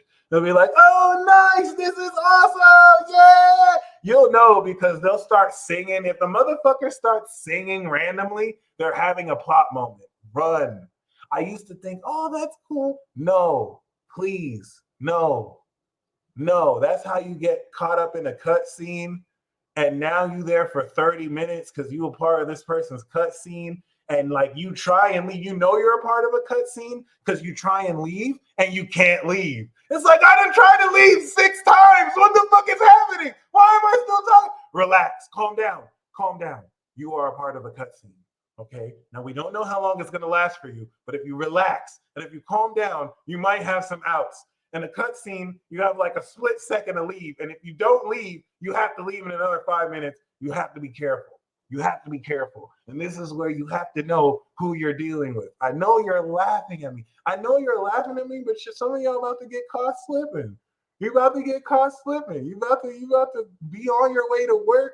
Boom, you almost bumped into a Leo, and that Leo was so charming, or Libra was so charming. Boom, you didn't realize they spoke to you for 30 minutes. Now you late for work. Now you late for work. And all they can be like is, sorry, well, gotta go on, continue to plot. Now your boss is chewing you out, and now you're in And now you're in trouble because you let a main character derail your focus. All right, just be careful. And my condolences to those of you who are married to main characters. Have you ever been married to an Aries, a Leo, or a Sagittarius? Like, you just have to have an outrageous plot power. If you don't have outrageous plot power, or if you just don't give a fuck about your life like that, then I would do that. I just don't know why you would want to do that. Sagittarius specifically, they go out of their way to just do extra wild shit they don't have to do. And guess who they gonna bring along? You. Why would you do that to yourself? Why would you do that to yourself? At least you can judge the evil villain shit that Aries might be on in a given time and just see if it's for you or not. But like, really? You trying to have a camera crew follow you every day because you chose to marry a Leo, and now like you can't escape the red carpet, and now they got their stalkers and their fans hating on you and following you because the camera follows their life all the time. And don't act like Aries don't got clout too. I don't know why people do it. I don't know how. Like, you got to have thick and tough skin for that, because like, it is what it is. It is what it is. All right, it is what it is. I mean, I'm sure it's better than I won't do the water and earth signs like that. No, but seriously, fire signs be doing that get in loser shit and just take you to a crazy ride. You might get shot at by the ops, but it's like, are you serious? Like, really? Really? And then Sag would just be like, did you die? Come on. All right, my bad. I'm not trying to be a hater.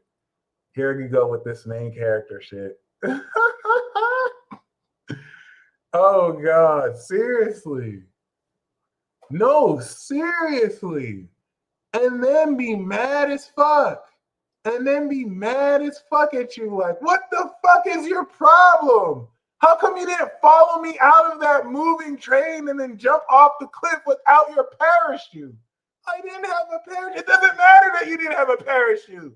Why didn't you just grab the branch on the way down and almost risk breaking your hands? I'm sorry. You're such a bitch. I know I'm such a bitch. Do you want that kind of treatment? Are you even ready for that type of treatment? At least Aquarius has thick skin. These motherfuckers are aliens, so they can handle Sag. Can you handle Sag? Can you handle Sag? I don't think so. It is, unless you're a main character. Sag is made for Leo. So like, if you want to do that, or if you're Aries, Sag loves Aries. Aries out here just doing whatever. So like, it is what it is. God. Oh, Jesus. So anyway, this is a charging station for your most unique eccentricity. And the cool thing about this is, as soon as the moon enters Capricorn, this is going to give you a real understanding of how exactly you are harnessing the integration of these superpowers. So I want you to see how the moon is trining the Taurus energy and the Virgo energy. In less than 24 hours, it's going to be very real. So the whole sensation of you feeling your energy and harnessing it to do things with, and the whole quality of starting to integrate everything as we push through the activation to where we're not just talking about using superpowers, but we're more so using it, is less than 24 hours away. Everything moving forward then is literally starting at quincunx. Because from this quincunx to the opposition of Sun, Saturn, we will have completed the conjunction we started, Sun Aquarius, which was the next download of supernatural knowledge relative to our ability to warp reality. This is all a reality warping downloading campaign. And so the Leo season is adjusting how you want a reality warp, as if you were in the movie and how you want to create it. Because once it's in Virgo, that's when what's going to start harvesting. And I want you to highlight how ridiculous what I said sounds, because reality is truly stranger than fiction. Okay, the next thing that we want to look at is, of course, so the first part is right now. The moon, the sun is king-hunting Saturn. The director and your imagination is guiding through synchronicities the intuitive integration of your own heart and your imagination. This is taking the superpowers you've activated and it's producing it through the passion and the life force energy that enables you to strengthen this. All right, cool. Then we have the full moon. One thing to look at is by the moon and Pluto, this soul awakening is what's going to add greater depth to the quality of not only what you're feeling, but the yod with Venus and Mercury. All right, or with Venus at this point. So then that's going to lead into the full moon. The full moon in Aquarius is going to help you understand the nature of the knowledge, the knowledgeable understanding, completing the energy you have finished integrating.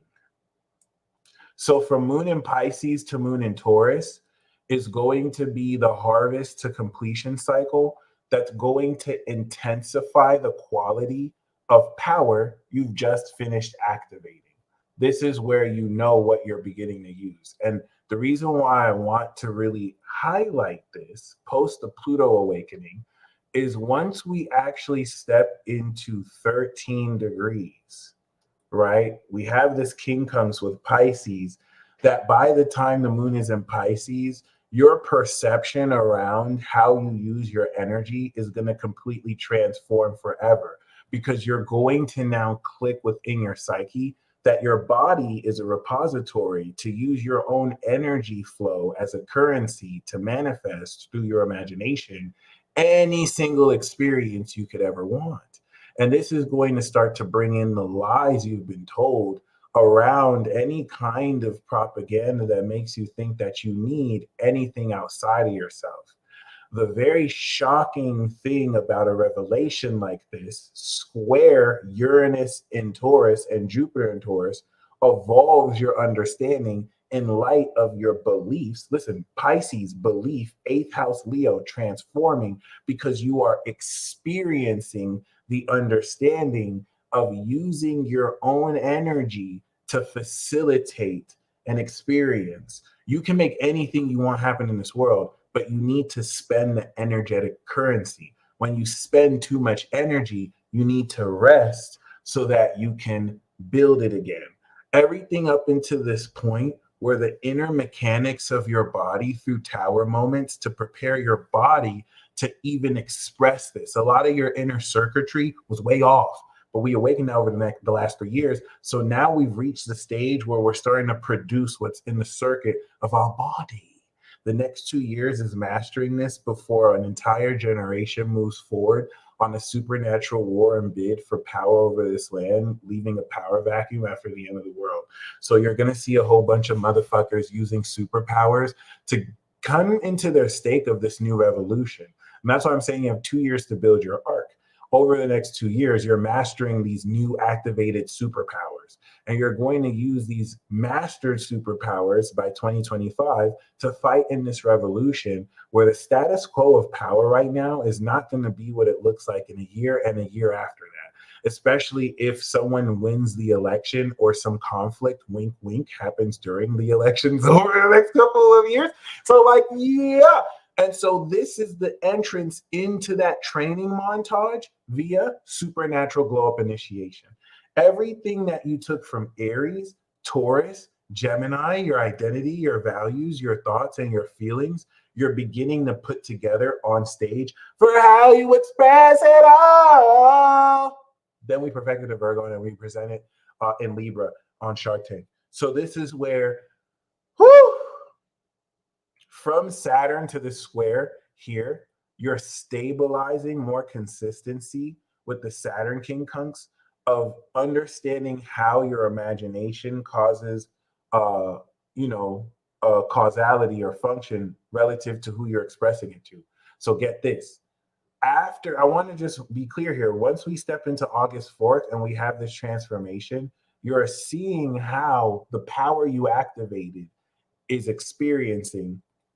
And then once we step into the moon in Aries, transiting the nodes, and you come into an understanding of the identity of who you are and what this is, we have the first square. So that square to Jupiter is the official breakthrough of the ground of the seeds. This is where you're going to experience that bump and shift into getting ready to harvest these new powers. The harvest is going to be Sun in Scorpio opposite Jupiter retrograde. Okay.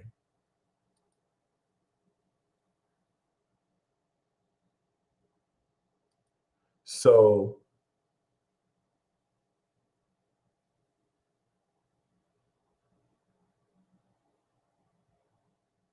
this is where you're going to start to see qualities of your body express themselves through increased passion, especially for those of you who've been feeling low energy, but physically you're not tired, but you're tired spiritually. This is going to be the beginning of that boost.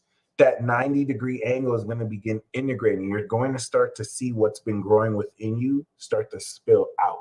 You're going to be more charming socially. You're going to start to see this evolved quality affect how much you begin to integrate this. And this is going to be the beginning of drawing out of your comfort zone. I now want to move forward to this span from the 14th to the next 8 days. We're going to see the third quarter square in Taurus. So by the time the moon squares Venus, this glow up period is going to complete the Leo season transit, and that's where harvest is going to finish. So by this point, you will have the ability to harness your life force energy at will. And whereas the cardinal 10th house completion was the high score of what we can do, the 10th house natural Taurus quality is the quality of how strong your energy is. So starting from moon in Capricorn, you're going to integrate the ability to harness your energy to charge your phone, right? And then the moon in Taurus is going to test how long can you use this energy before you run out of energy and need to regain, or how strong can you harness this energy? What does that mean? In less than 2 weeks, you're going to break through into the ability to physically harness more of your key energy for practical, applicable experiences. And this is where Mercury and Mars in Virgo are facilitating the 3D conscious, real Virgoan experience of analyzing how your brain processes actually harnessing life force energy in relation to your body's ability to harness, conduct, and channel it. It's just the way everyone does it is unique.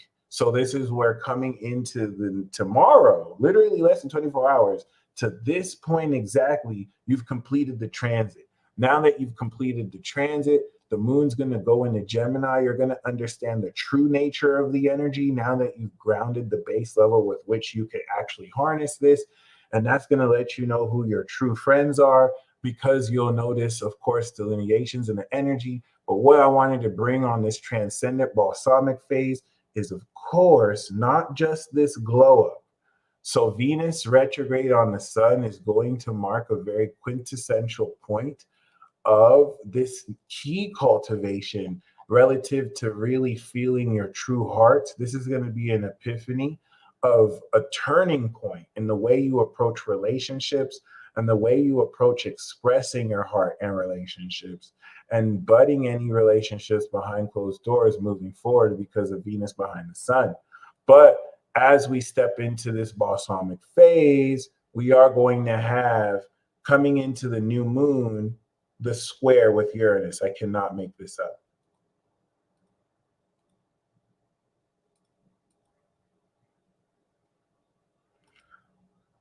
We are going to have the new moon square Uranus, guys. This is explosive, no pun intended. This is going to be a definitive push button start into such a radical element and nature of supernatural energy harnessing. This is going to be the direct potency and point of the harvesting and cultivating of ki, similar to charging an electric car and then getting ready to activate it. So this is going to be the official 90-degree integration point square between Uranus and the sun in Taurus, where we planted the seeds towards harnessing a much stronger quality of energy. The reason why we can harness and channel energy extra dimensionally, or at least from, supernaturally through our body, is because of Uranus and Taurus. Similar to a train track running through the ground, these are new grids with which are strengthening relative to this generation. So we planted the seeds here. It's not the first time we did that, but this year, now it's squaring the new moon. So this is going to hit with a bang. And Venus was literally still within range square Jupiter. So it's important to illustrate, especially with Mars and Mercury, Mercury getting ready to retrograde, and Mars that's moving at the third decan. By the time things are heating up in Leo season, you are perfecting the quality with which you're integrating your super self. The tour through the socials and supers is taking everything you've activated about yourself and you're strengthening the quality of the power you just activated and how much more courageous you feel. And this is what's going to prepare us for Virgo season, where we're ready to step into that montage scene and perfect these abilities. So Leo season is going to bring the talent out. That's the most important part about this supernatural glow up. The glow up is the Venus retrograde. The supernatural quality is the quincunx with Pluto, Neptune, and the square with Uranus. Okay, hence supernatural glow up. So this Leo season is where you're going to take the individual ability and create the talent. All right. If you watch Naruto, this is where Naruto learned to do the Rasengan for the first time. And then, of course, Naruto had to master using the Rasengan. This is in any movie trope or television show trope where the main character actually uses the talent. Third house is the ability, the skill, right? But fifth house is the talent. Okay. I could freestyle right now on top of the stage. I'm giving you pages. I don't even care the words that I'm saying. I'm going in. I don't give a what. Yup, blah, blah, blah, blah, blah, blah, blah, blah, blah. I'm implementing to you several different skills for a technique that I just get in and kill. It actually involves multiple abilities. One is stage presence, the other is vulnerability, the third is communication, letting you know how I actually flow and let you show that's how I go. But I'm breaking it down right now. I'm multiplying different skills and making you go like, wow, that was mid. But other than that, I just showed you a talent, a fifth house expression. But that required several different skills. I had to communicate. I had to also be aware of who I was performing to. Right, it's kind of coming out. If you're catching yourself rhyme accidentally, you're a magician. But like, yeah, what's really, really key about this is it's taking all the psychic powers and abilities you learn and it's manifesting your unique talent. And what's breaking it through? The square into Taurus. The square into Taurus. That's what's breaking it through. And then the trine to Virgo is going to hyper master this. So, whoo, that was fun, y'all.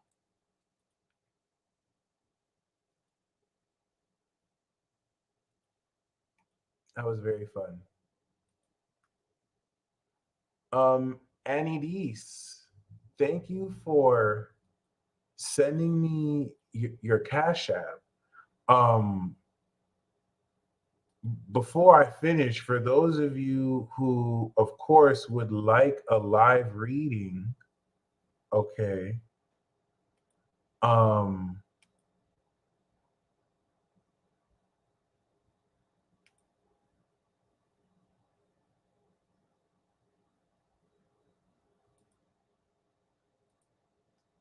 for those of you who would like a live reading, please send me your chart or send me your sun, moon, or rising. Um, and yeah, Anadise, thank you for the Cash App. But yeah, guys, that's basically it. Oh.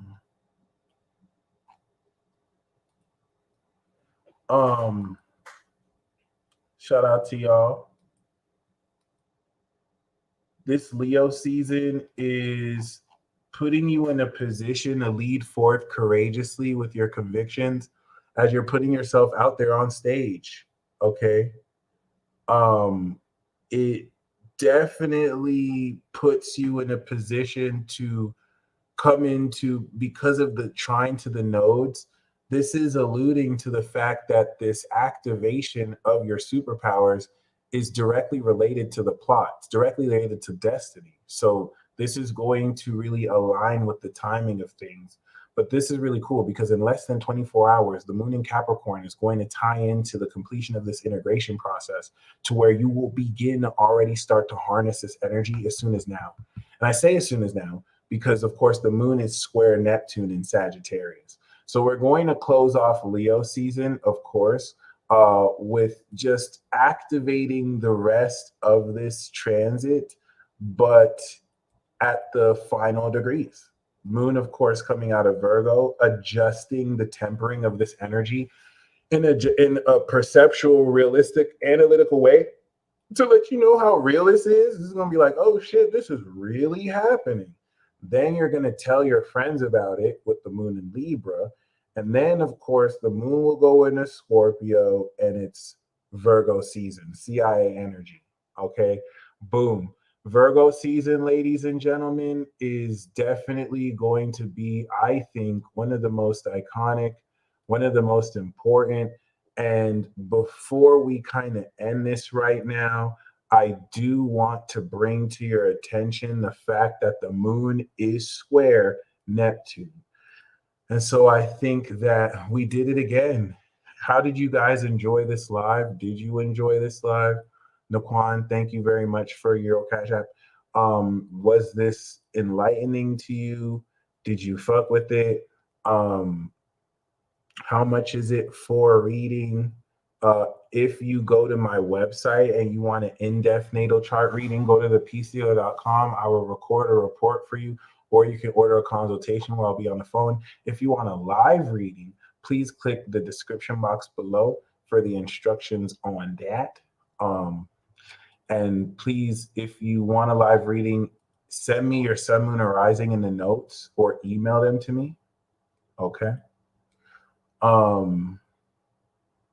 Let's see.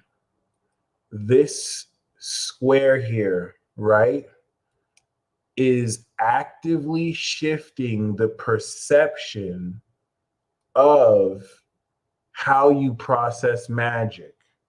This square that you're seeing right here is the most important square of this moon and Sag transit. Right now, as we speak, you are coming into an ascended understanding, Moon Sag, of the metaphysical principles, Neptune Pisces, that influence your social awareness and expression. Mars and Mercury are your analytical function through your brain and desire to ground the physical experience of these supernatural dynamics. And the reason why I very powerfully want to illustrate that is because over the next hour, the square is preparing you to see things you have never seen before, concepts you have never experienced before. This is something similar to putting you in a position to change fundamentally the perception that helps you overcome blockages and using your abilities. Unseen dynamics are going to be made known to you. And this is like trying to use an ability and coming into an epiphany and breakthrough for it. So it's happening. If you've been feeling it's happening, that's because it's happening right now. And as the moon goes into Capricorn, this is going to ground the completion of how to actually process this. Okay. Nari Moa, let's get it. We know that your rising is in Sag, so this Leo season is going to pioneer the meaning of love that you champion and represent. We also want to honor the fact that as a Cancer sun, Leo is your second house of moolah, money, and finances. So this Leo season is about manifesting your awareness of how you preach and walk your talk, how living and showing your philosophy of courage and love not only gets you paid, but you're going to be stepping into the rising of your self-esteem. Venus that's retrograding as an ascended being is also reevaluating the way you teach this lesson by adjusting the principles that influence how you practice what you preach. And this is what square the Taurus energy in your sixth is going to have your practice of this be with your friends. How the influence of your friendships influence your behavior and how your behavior influences your friendships, and how based on this influence of your friends, you can perfect more how you practice what you preach. How the nature of the innovation, thank you, Tess, Dreaming with Tess, of your behavior with your attitude influences your way of life. And that square that we see from your Taurus sixth house to Leo ninth house is very, very crucial, because for the first time post nodal switching, you're going to see a very considerable breakthrough in the way you're able to show other people socially facets of your own behavior you've been working on since 2021. Okay. What's also really cool about this is with Mars and Mercury in your 10th house, this is putting you in a position to actually adjust the perception around the career success you're coming into because of the energy you've generated rising through the ninth house. And this is going to adjust the voice and perception and collective understanding of how you express your success through your attitude and your attitude around success.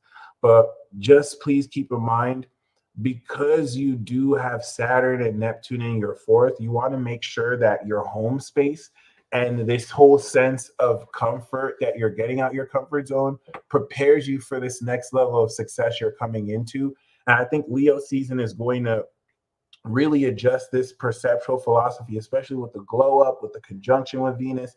It's going to make sure that the values you stand on and this sense of where you believe you belong will enable you to really express this philosophy quite effectively, or not.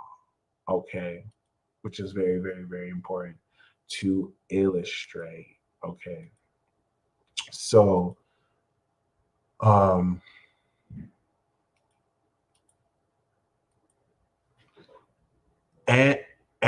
Annie Dees,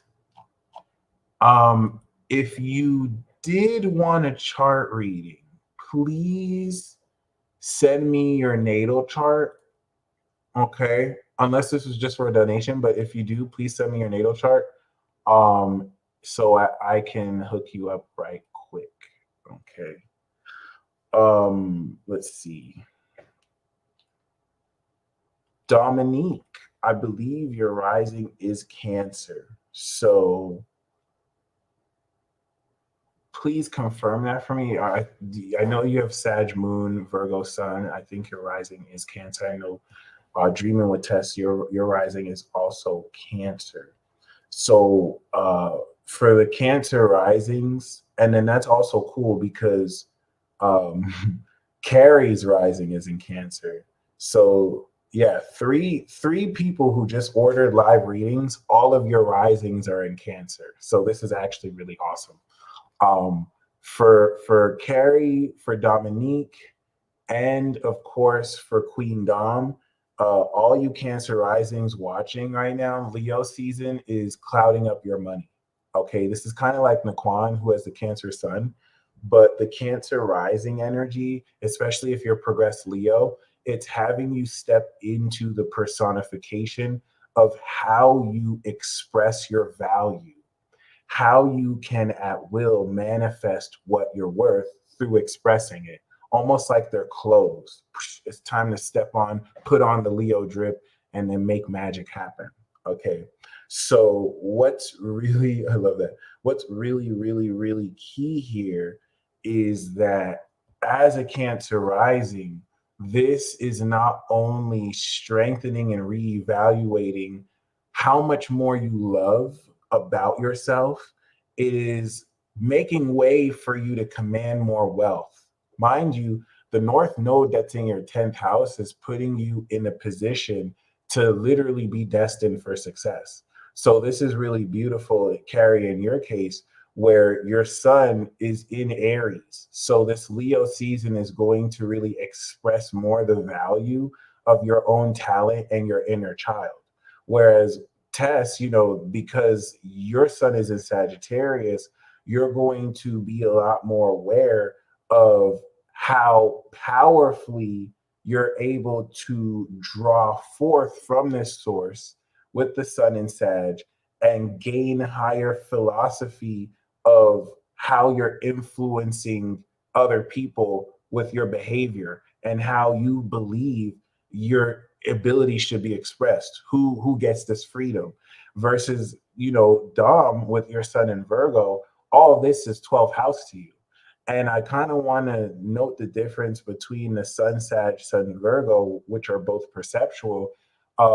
Leo season for all of you as Cancer risings is manifesting more value in your self-esteem and the courage it takes to go out socially and manifest a social value. But for example, as a Virgo sun, you're transcending old beliefs around what you feel you're worth. You're coming into more money, and this value is letting go of old doubt around your self-worth, so that this can help you break in very accordingly.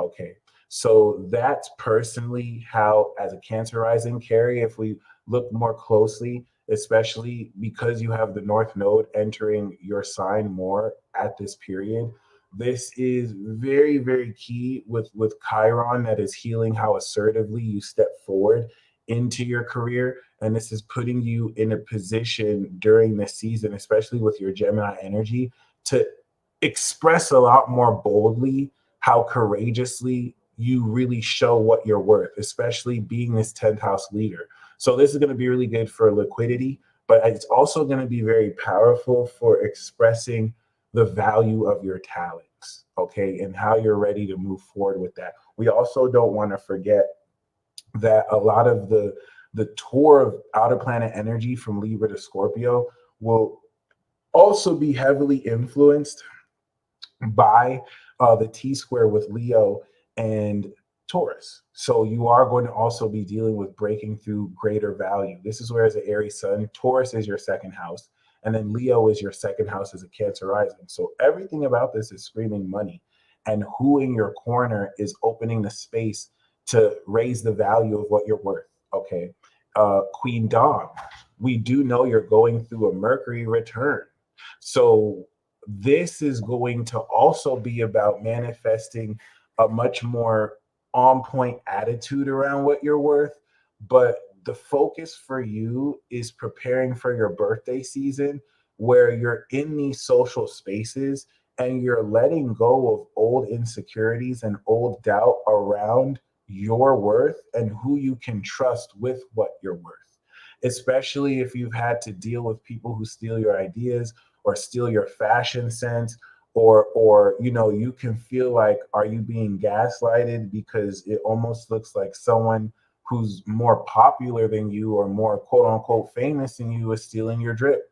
And if you try and tell other people, they're going to think you're delusional. Whole time it's actually true. So you're learning about the consequence of your influence and how much more to manage it, and how, other people's actions, which you've always known, don't affect or influence you.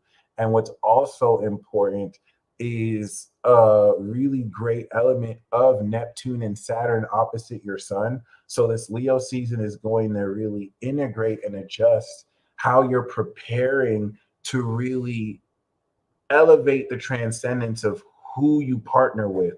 And a lot of that, once again, is just really strengthening the quality of what worth and value you move forward with. And Tess, dreaming with Tess, this is very, very, very, very, very, very, very, very interesting in your case, because a lot of how you process and activate these awakenings and transcendence for other people have been super indirect, because there's only so much you can be aware of, especially representing the collective goddess level nature of your spirit, and how one person in so many different places can watch your post or see you express your message, and so many people come into so many different experiences. So coming over the next couple of months, starting from this month, you're seeing in the ninth house your value. All right. This is your second house, Leo, but it's ninth house of philosophy to your Sag sun. So it's all starting to come together. All the influence that you've really put out there, you're starting to see come together. Like, hey, you showed me this. Hey, if it wasn't for you showing me how this works, or making sense of my dreams, or doing this, and seeing how all the quality of your own strength influencing those socially, it's adding to your confidence, it's adding to your self-esteem. That's what's going to lead into changing the attitude about your career, because you're coming into these receipts and flowers now. And Mercury retrograding subsequently will reevaluate how you're able to present this, because you're seeing, more proof that you didn't even need to prove to anybody that you got it like that. And that's really, really cool, because Neptune, that's squaring your Neptune still, with Saturn is stabilizing how you can now bring and draw elements of the unseen, like you're just bringing it from your imagination to just visualizing reality. And instead of being like water that was very hard to grasp, it's a lot more tangible. Okay. So, yeah, thank you very much. Jocelyn, we know that we know you got the late Gemini rising, and you are the ascended artist. So, as the ascended artist, this Leo season is going to manifest the quality of your attitude. Leo season is going to prepare for you to strengthen your ideas and skills relative to the soundboard of your friends, and who in your social circle can really, inspire you with ideas and move you forward as you kick off this social axis. Of course, as a late Gemini rising, it's going to push a lot more of this attitude and quality adjustment relative to how it influences your self-esteem. But we also have to remember that you are a part of the new generation, my friend. And so the North Node in Aries, for those of you with Saturn Aries, you're coming into a pre-Saturn return. I don't know if you guys know that, but the node hitting your Saturn before you come into your Saturn return is because you guys out of Pluto Sagittarius you have a very important role of setting it off. So it's like before you graduate college, it's like you have to do a very special school program that already puts you on the job before you even do like an internship. It's like an internship before graduation. And so this is going to be the first season where you start to come into the influence of key people in your life that influence how you express your abilities, and how the reaction of your influence on them actually pushes the plot forward. I have to say that for you because your sun is in Libra. So whereas this is going to influence people, you're going to actually be in charge of directing what relationships go where and who meets with who. And it's not something everyone may be aware of, but you're going to actually be aware of how you having this conversation with someone changed their destiny. You shaking this person's hand change their destiny because you introduced and bridged them to someone that changes their life. This is how powerful Libras are, like in general, but even more so now. So this is definitely going to be exhilarating because all your fire sign energy is going to tap into this quite epically. And it's going to give you a lot to think about as well, because this is going to prepare you coming into Leo season to really adjust the nature of your attitude and approach towards this, and how you want to feel, what you want to think, and everything that's possible too. Okay. So I hope you guys enjoyed this. I definitely did myself. Whew. You guys stay blessed as always. Once I end the broadcast, please be advised that this is going to facilitate that Moon Neptune square, and you're going to abruptly be hit by the cumulative effect of everyone who was watching live hit you personally and lead you on a synchronicity train. You guys stay blessed as always, and until next time, peace.